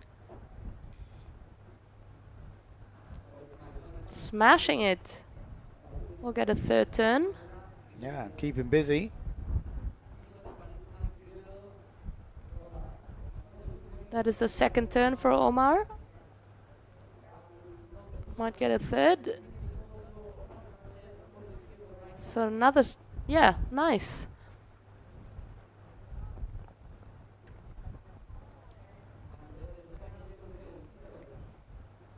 This is Nicodem. Is this the push in the tide that we're seeing now? That the waves are stepping up a maybe. bit? Nice last wave from Merlak. Going to refresh these scores.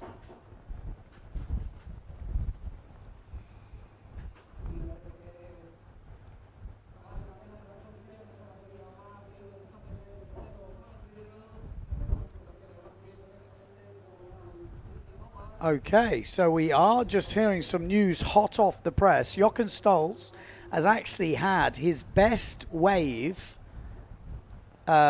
discounted because of an interference.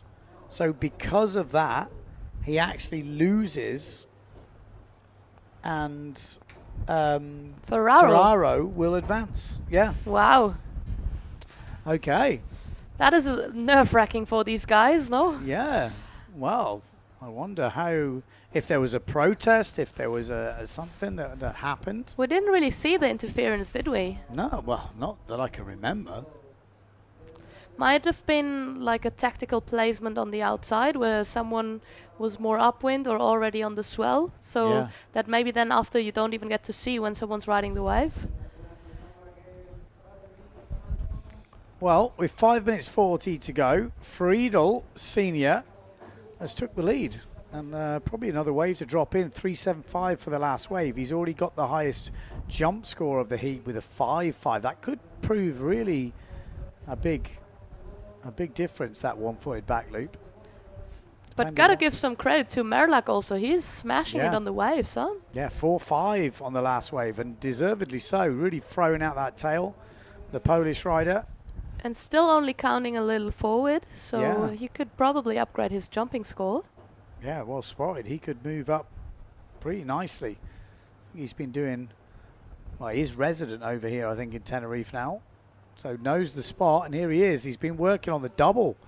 Could he throw it down? Obviously on the same sail as Friedel. With the Goyas. Sanchez in third. This would be a bit of an upset. Yeah, probably call it that, an upset if it was to stay like that. We've still got 4 minutes 30 to go, so anything can happen. Sanchez, that looks like a nice pocket. Yeah, look at that. Bam, timing. Oh, fluid. Nice. Solid. And might get a third turn.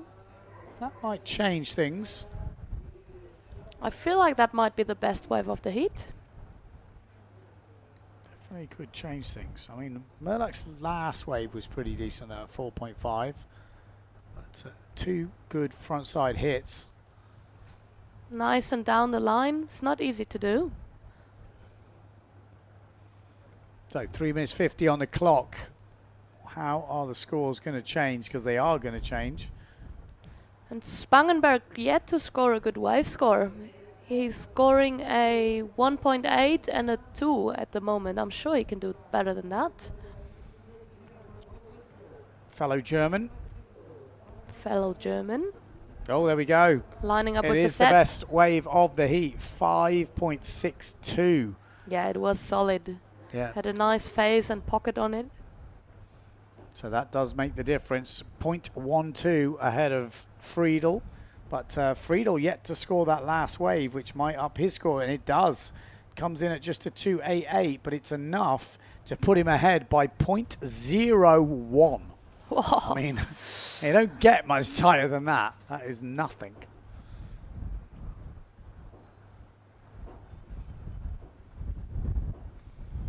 Just under 3 minutes to go, so still all in this.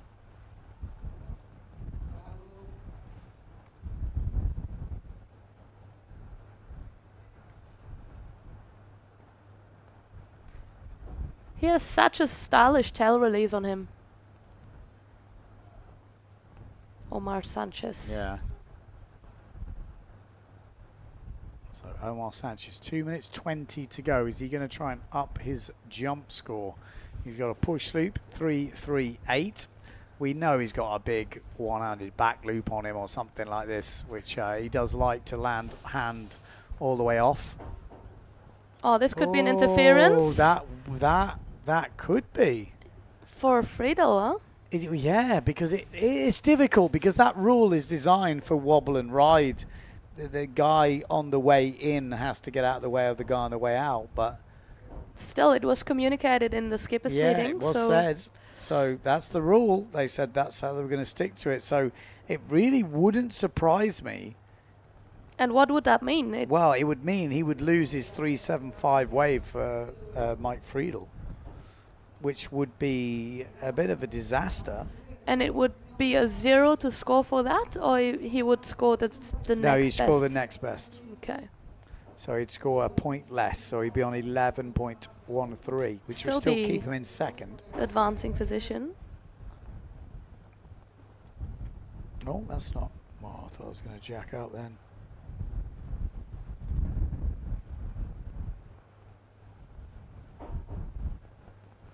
It's also a tactical thing to play with, actually, huh? When you're heading out, you can, sort of burn someone for the wave. Well, yeah, that's the scary thing I was thinking at the first skippers. I'm not sure that's how that rule's meant to be used, but you could use it like that, you know? I feel like in freestyling it's used like that also. Yeah.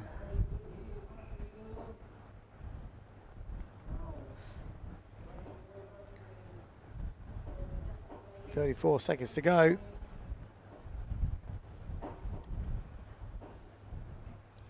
Maciej Rakowski in the comments says, "It's my dream to be as frisky as Mike Senior when I'm 47, let alone 57."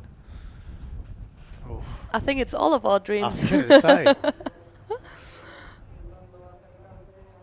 And commanding this heat also. Yeah. Well, 5 seconds to go. There is a change. Omar Sanchez takes the lead. Friedel, with a point off, would still qualify. So that interference, if it was classed as that, we're not saying it is, but if it is, it would still have him advance. It wouldn't still. It wouldn't change anything. But I'm going to refresh just to make sure Nicodem didn't go up, because if Nicodem had gone up a point, then it would change things. So, Nick Spangenberg. Had a good start with that back loop. He did. How cool is that drone shot of the one-footed back loop? Yeah. That was decent. That was Definitely decent. Ooh. Oof, also close, huh? Mike. Well, we don't. I don't know. Like, if I hadn't have heard about Jochen, I wouldn't be saying it. But as we've heard, someone has already been charged with interference. We don't know what they're looking at. If that is what they're looking at, could be 2 interferences. Well, yeah. Yeah, we're just going on what we're looking at here. I mean, what are you meant to do, though? I mean, what are you meant to do in that situation? You're already on a wave. The guys. Yeah, it's a tricky one, huh? Especially because I feel like Omar maybe even changed his line to go a bit more upwind while he could have aimed for the lower one. Well, this is a big heat. Oh, this is going to be good. Leonard Neubauer in this one, and you're thinking he's the big one, but no, we have got Matteo Giacchino. So yes, 2 Fuerte winners in this heat. Yeah, obviously Leonard won the freestyle inverter, and Matteo won the slalom X. Got some practice in jumping with the sausages there, so yeah, this is quite and interesting. On his debut on the Wave Tour. 34 years. That's great to see. How can he do? Could he go through?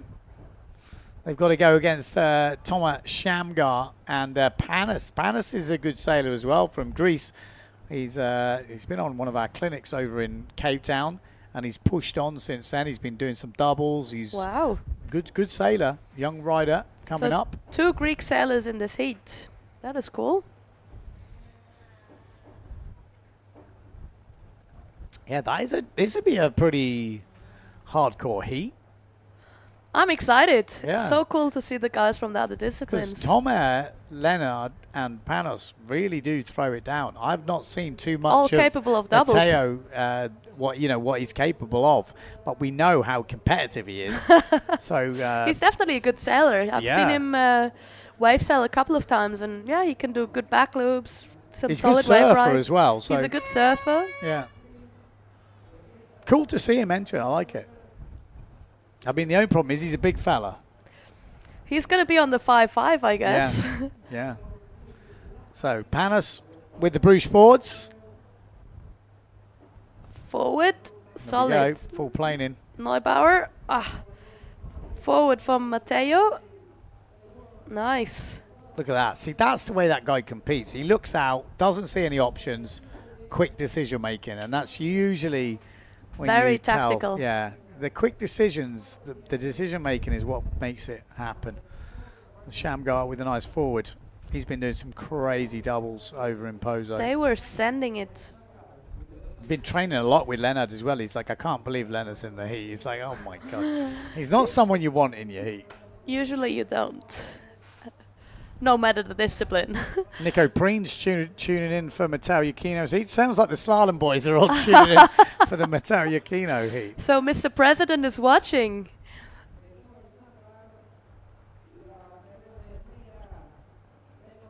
So Matteo Iachino's carrying all the hopes of the slalom fleet. This is cool. Where do they say the size on a Severn on my I eyes? saw him rig a 5.5. Yeah, It he might was on be a that. 5.5 the other day. I mean, he's a big fella. He was probably on a 5.5 in Fuerte also, no? On a Yeah, slalom he cell. probably was. Quick little forward.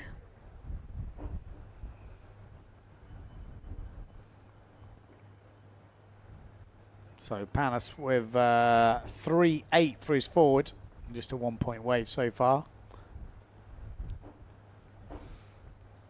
They would have wanted the crazy wins, I'm sure, in this heat. They're all more the high wind Yeah. experts probably. But good to see them battle it out in lighter winds. He wants that double, doesn't he? 100%.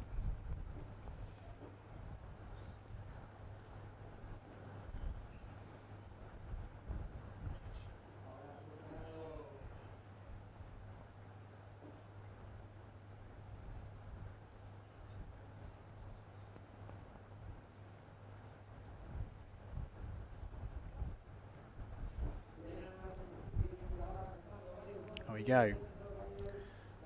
Lamaris for now commanding the heat, heading out to find another jump. Oh, Was he going for a double? might have been. It wouldn't surprise me. Nice. Matteo, nice little first turn.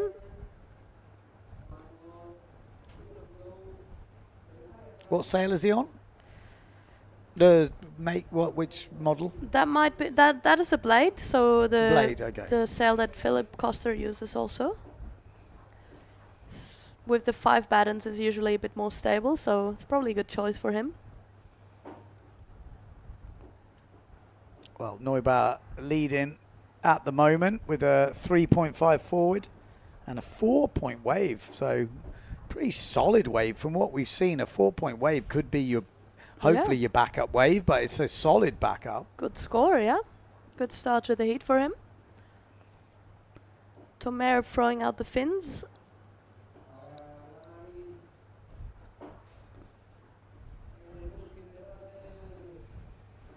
And finding another little pocket Leonard. So cool to see him compete in the wave fleet. He says he loves it. He loves competing in waves. It's so relaxing, he says. Yeah, because it's a longer, it's like a double the length heat. Pretty much. And you doing one jump. Which Yeah. for him, I And not imagine- 8. Yeah, exactly. And maybe a bit less expectations also. Like, yeah, Yeah. he's just here to have fun and still smash it. How much wind do you think we got out there? Oh, back heat from Leonard. 20, 25 knots maybe. It's not too windy. I think it's quite a big difference also. Out the back you can see the guys are planning quite well, while in the break it's really tricky. The break is really not so windy. So that's why, like you said, you kind of want to be on the edge overpowered for your jumps, so that in the wave riding then you'll have enough power in your clue to do powerful turns. Yeah. Yeah, that's the kind of crazy thing you've got to do when you're practicing for a World Cup, is basically train on the edge of control. Because most of the time, at some point, you will be on the edge of control. And underpowered, you know. Both, yeah. You If kind of you- want to be on wrong sail Yeah. sizes for training. Yeah, if you train just absolutely comfortable in perfect conditions, it's probably not going to help you as much. Like, learning to get the most out of everything when you're not totally comfortable is quite a big thing. Oh, overcooked it there a bit. Iachino. Neubauer at the moment 4-1-2 on that back loop, a 3-2-5 wave and a 4-point wave, so super solid scoring from Neubauer early on. And Shamgar just moved up into second place. Matteo is on a 5-5, we're hearing. Oh, one-handed back loop, solid from Leonard. probably going to upgrade his jump score even more. For an 80 kilo person, what sail would you use in this wind? I'd probably be on a 5.0. I would guess. 5.0, 5.3 maybe. Yeah, even maybe now. 5.3. I mean, I'm just thinking if Mateo's on a 5.5, but he looks a little under, to be fair. He could definitely use more power, Yeah. probably. Yeah, it's kind of like, yeah, maybe now for sure, bigger 5.3. But again, if you're free sailing, you could probably get away with a 5.0. You'd probably even choose a 5.0 because Yeah. it's more comfortable. But then for competition, you kind of need that extra power. Yeah. And it depends how efficient you are, like on the gear, you know. Some people have a big sail.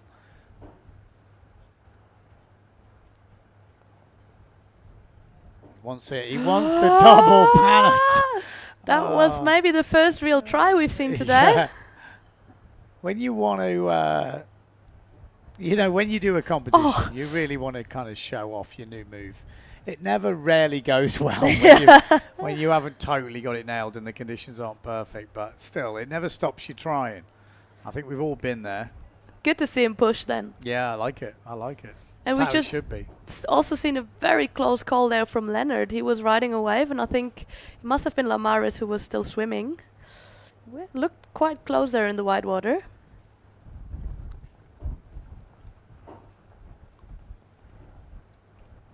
Thomas at the moment in second place. Giacchino in third. So it's not all over. Within reach. Within reach, for sure. Forward 305. It's only 1 point behind, so we'd need to find a point on the wave ride. So a decent second scoring And he wave is on a wave here. could put him in the mix here. Maybe a bit too far upwind. Good snap. Another one. I mean, he's not got a lot to work with, but every turn there was... He's throwing a lot of spray, Yeah, huh? he jammed every turn. You can see he's a good surfer. Yeah, did what he had to do. I mean, he couldn't have done any more with that wave. So the score will be what it will be. But it could upgrade the 1.8. Yeah. Well, I think it will definitely upgrade that. It might even put him in second. It would be close. But Shamgar is not going to let him pass easy. No, he's going to probably lack it by a little bit.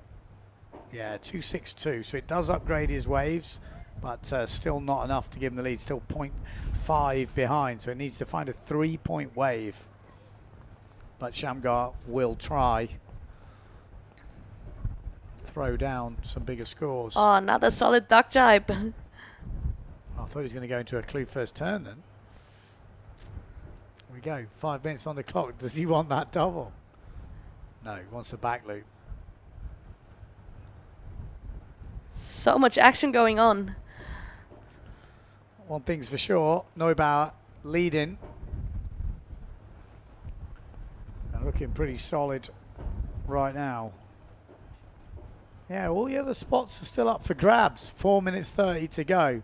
Could Giacchino cause an upset? He probably has a whole fleet cheering for him, no? The whole slalom fleet will be behind the screens. Yeah, I'm sure. And the Italians.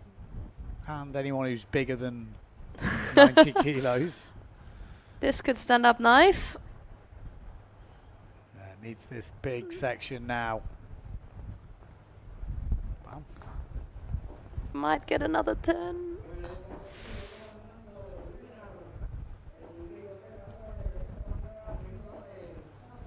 Panish didn't seem bothered about the wave then, did he? He's like, I just felt like he was like, yeah, whatever. I want to do a jump. Like I feel like there was still points to score on that wave. Yeah, that pretty probably would have much. been his best scoring wave, even if he doesn't do any more. But I think he could have got a few more. Could have gotten a third turn, I Or think. at least a halfer, which could be a different maker. Giacchino's coming back upwind. Might want to also upgrade his jump score.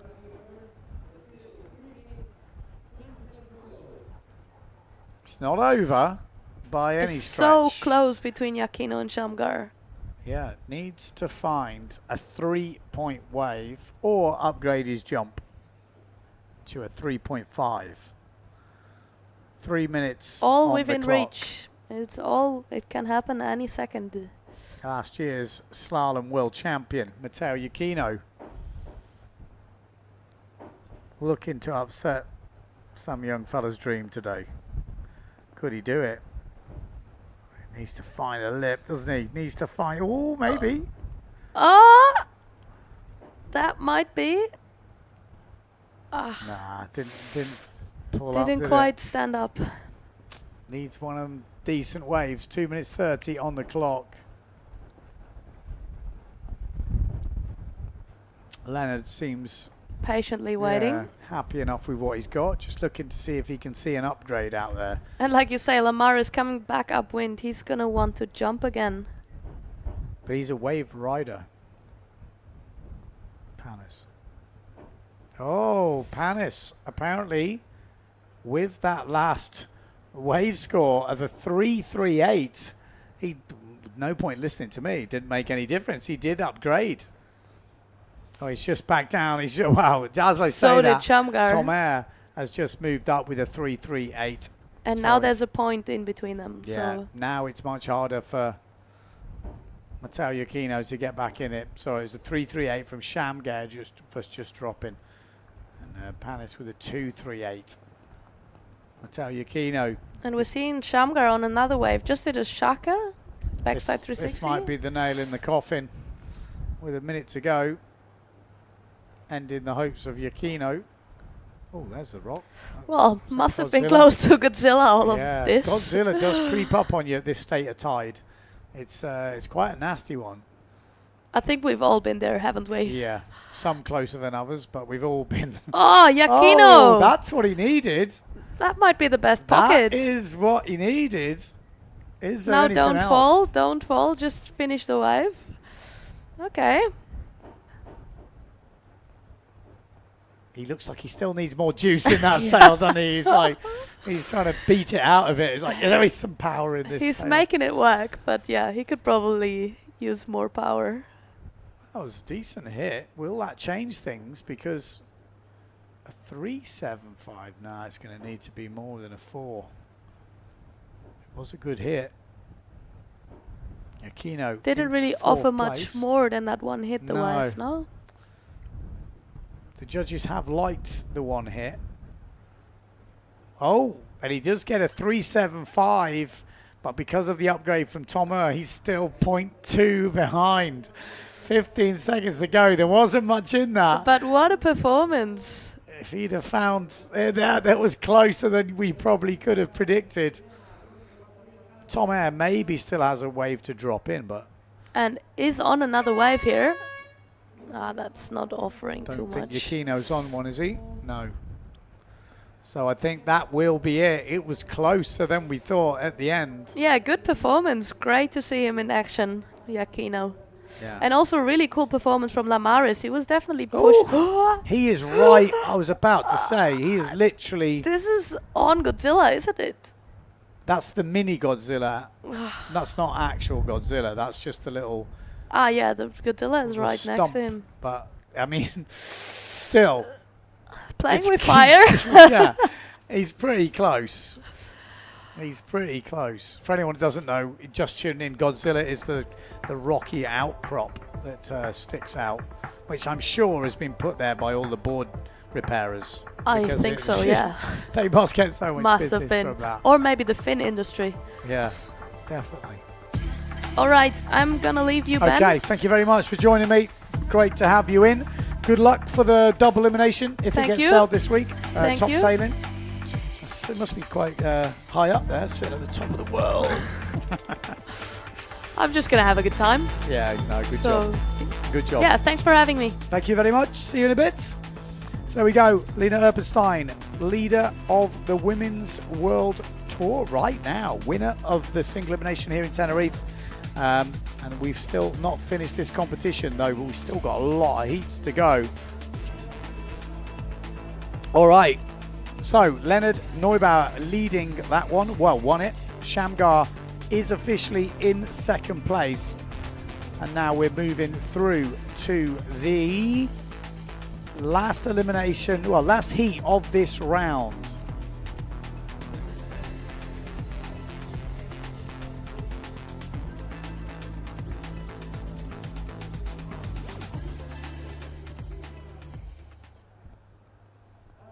we go. Yellow flag is up. Next heat on the water. Joseph Pons, 40 years of age, and this guy I saw do the biggest stall double ever the other day. Best result, 7th in Pozo, 2023, so he's getting better with age. We've got Anton Richter in this from Germany. Real solid rider, Anton Richter, still very young, only 18 years old. Finished 33rd in Pozo this year. And then we've got one more rider in this heat. We got Tobias Bjorner, another young ripper, 18 years old. And he was 33rd in Pozo this year, first time I think doing the main event. But good to see these young guys all tearing it up. You know, some people saying, oh, it's just old guys in windsurfing. If you look at the entry list for this event, super young.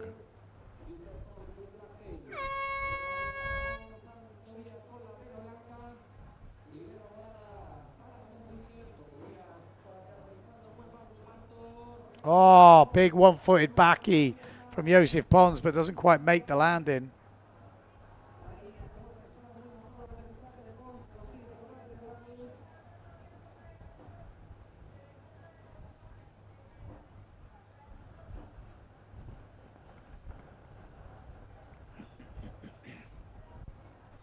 We go. Tobias Bjorner. Oh, goes clear first. Decides against it. Wave didn't jack up.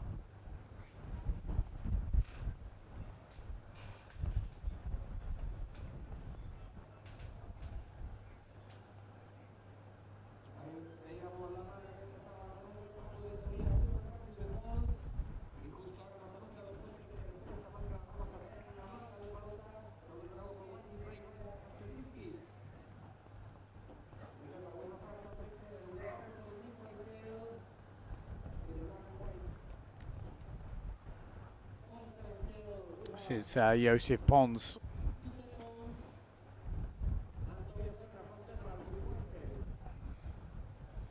Oh, Tobias Bjorner, bang. Nice. Solid first hit there. Throwing buckets. Anton Richter. Ooh.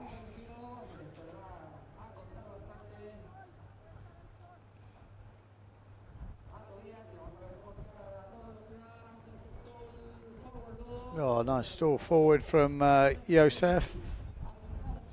Mr. Pons. 6-point back loop from Bjorner already on the board. That was obviously pretty tasty. No gimmies in these heats. Obviously, top 16 riders in this competition already through to the next round. And this is the last heat of the first heats.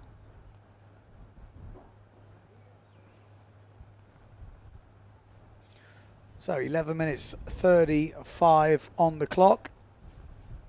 Tobias Bjorner, Joseph Pons.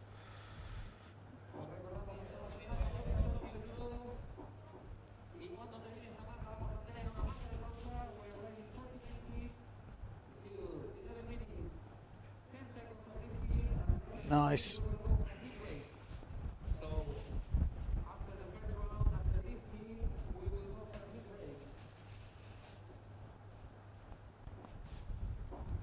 So, scores at the moment. Bjorner leading. 6-1-2 on his first wave. 6 for a back loop. He's looking in control of this heat, Tobias Bjorner. I felt a bit sorry for him actually in Pozo. He went early, you know, to throw down some good results, but ended up injuring his back. And he didn't really... Look at that. Forward loop from Joseph Pons. Whoa. Well, I didn't see that. He was actually out the foot straps as he landed that. So that's probably one of the highest scores we've seen for a not landing in the foot straps. But difficult to see. Kept the rig flying high. I'm sure he'll upgrade that anyway. But yeah, Tobias Bjorner looking right on it. It's going to suit him down to the ground. Obviously, Klitmuller local.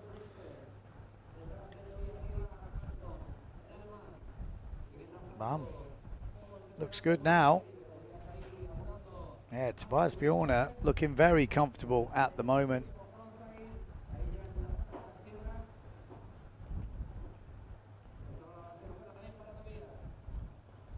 Just less than 10 minutes left in this heat.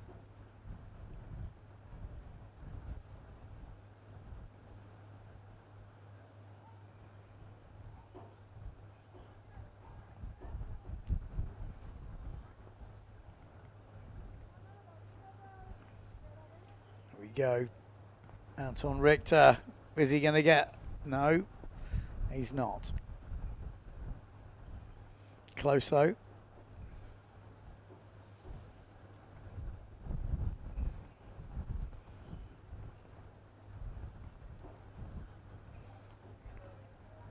Nine minutes on the clock.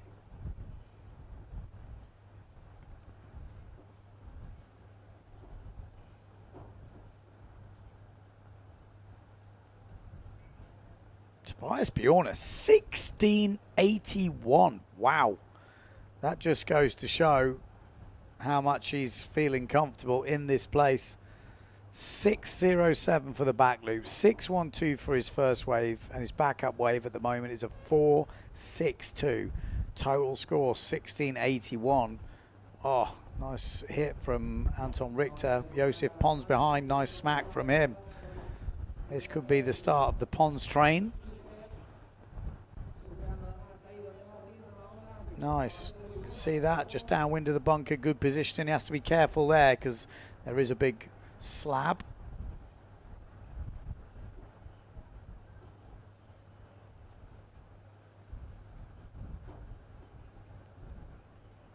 Yeah, it's a pretty monstrous score.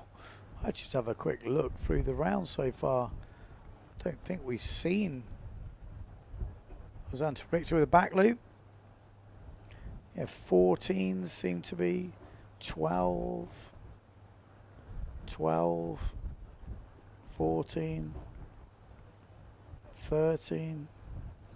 Yeah, I mean, this is easily the highest scoring heat of this round, and we're only halfway through the heat. So Tobias Bjorner, could he step it up even more?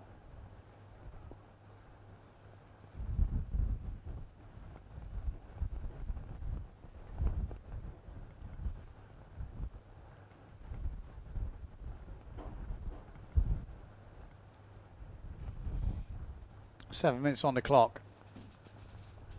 Big advantage to Bjorner. Pons is chasing. Just putting a 5.75 for that last wave from Josef Pons.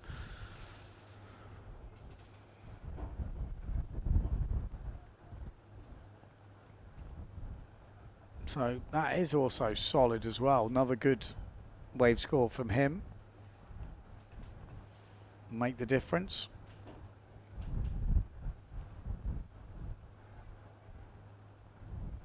Tobias Bjorner's like, it's gone flat. But luckily, he's already got some scores in. Play it cool. Be patient. Doesn't need to be a wave every minute. That's why the heats are so long.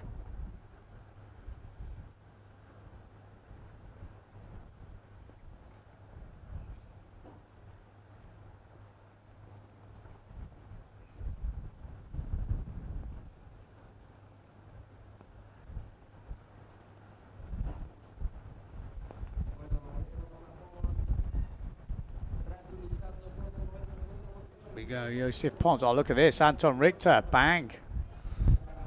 Oh, it doesn't make it around.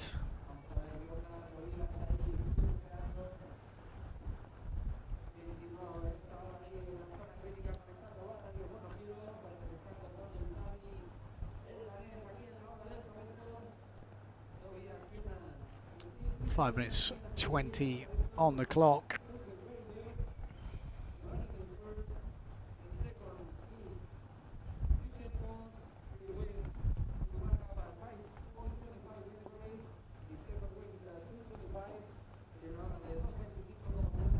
Go 5 minutes. Anton Richter trying to get back in the game here. Lacking some wave scores at the moment. The German's actually got a pretty decent back loop. good enough to be cracking on with the waves, but it's gone a little flat.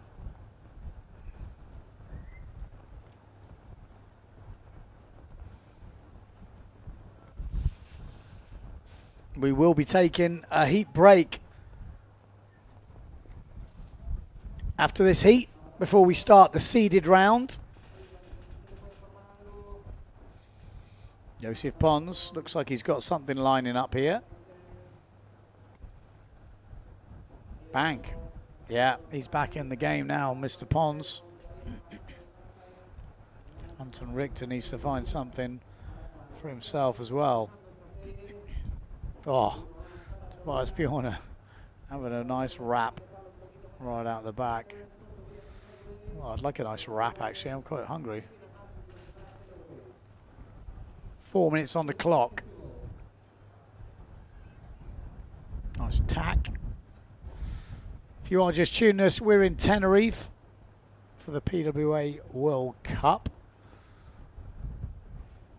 Sponsored by Playa Surf Hotel on South Bay here. Oh, look at that. Just take that, Bjorn. Big bit of forward spray in Bjorn's face. So Joseph Pons has moved up to 13.5. That score would have won him most of the heats in this round. Well, it would have qualified him for, I think, for all of them, but it would have definitely won most of the heats. We've got 3 minutes to go, and he's not leading.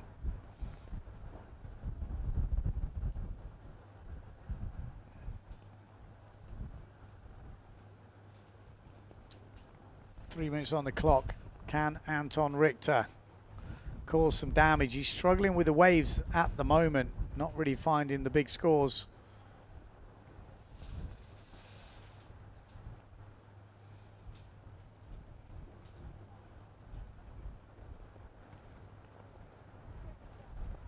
Tobias Bjorn has got this wrapped up, hasn't he? I mean, 16.94, looking very controlling here. Joseph Pons, are we going to see the double?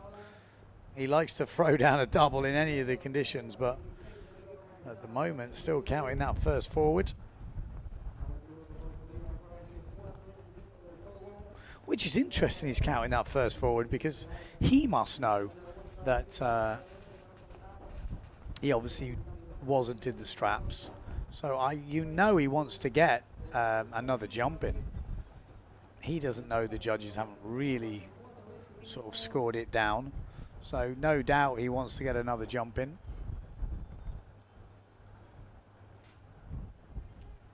Meanwhile, no one really making a challenge right now, having to wait for the waves.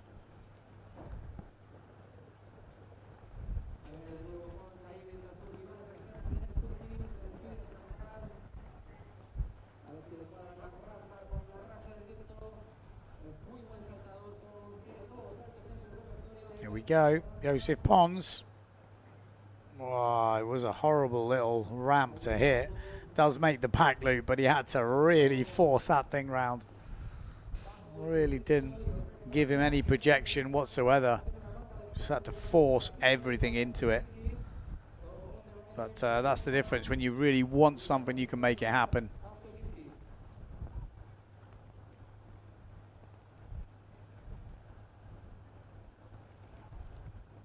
One minute to go, and it looks to me that it's already done and dusted. Obviously something could change, but it's going to take a pretty outstanding change of events. In fact, if Richter got something in the sixes on the waves, could change something. He's capable of doing it. 35 seconds on the clock. Bjorn Pons at the moment going through. Richter to change things up. Just, no, that's not going to be a 6. No. He might improve, but he's not going to be a 6. And with 18 seconds to go, it is pretty much done now.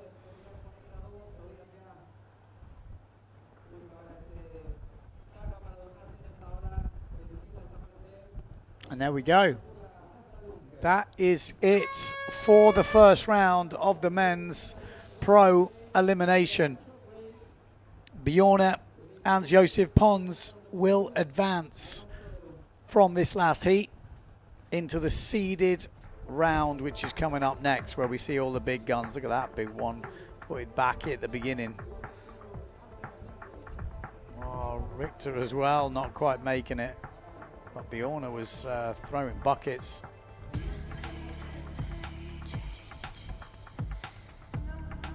He did well to put his feet back in them straps, didn't he?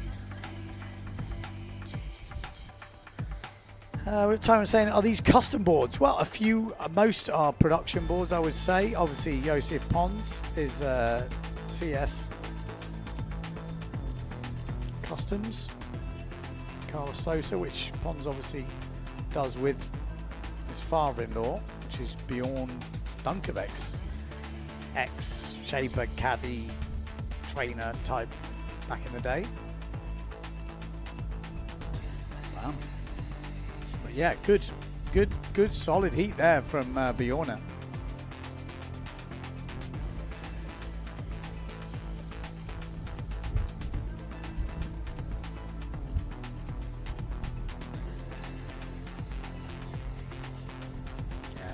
Bjorn just finishing off as he started. Dominant performance. Okay, so there we go. We've got a heat break now. We're going to grab some refreshments and we'll be coming back to you for the seeded rounds. Don't go too far away.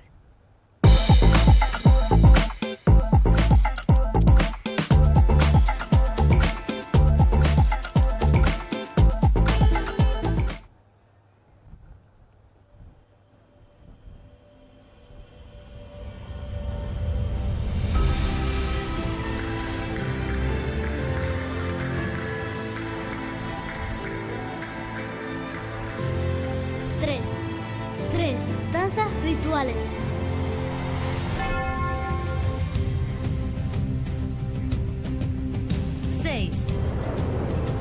Seis bienes de interés cultural.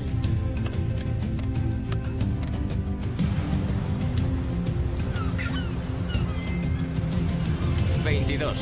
22 grados de temperatura media.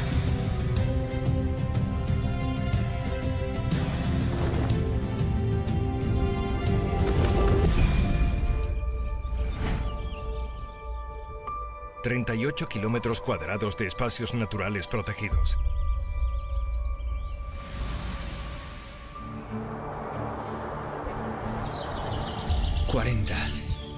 ...40 kilómetros de red de senderos.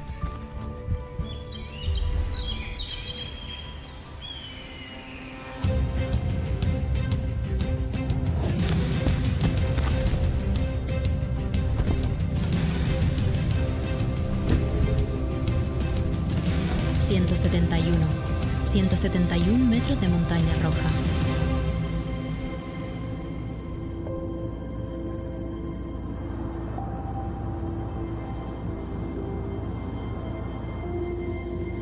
...288 hectáreas de zona arqueológica.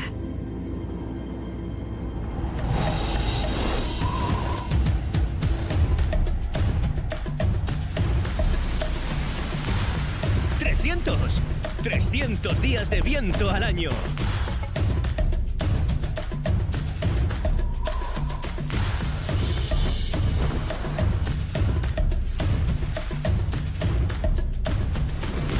...504 años de la escala de Magallanes y Elcano en la costa. 750 metros de arena del Médano. 898.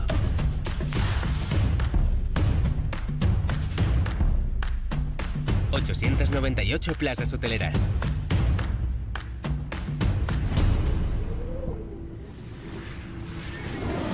1000 Granadilla de Abona. 1000 razones para volver.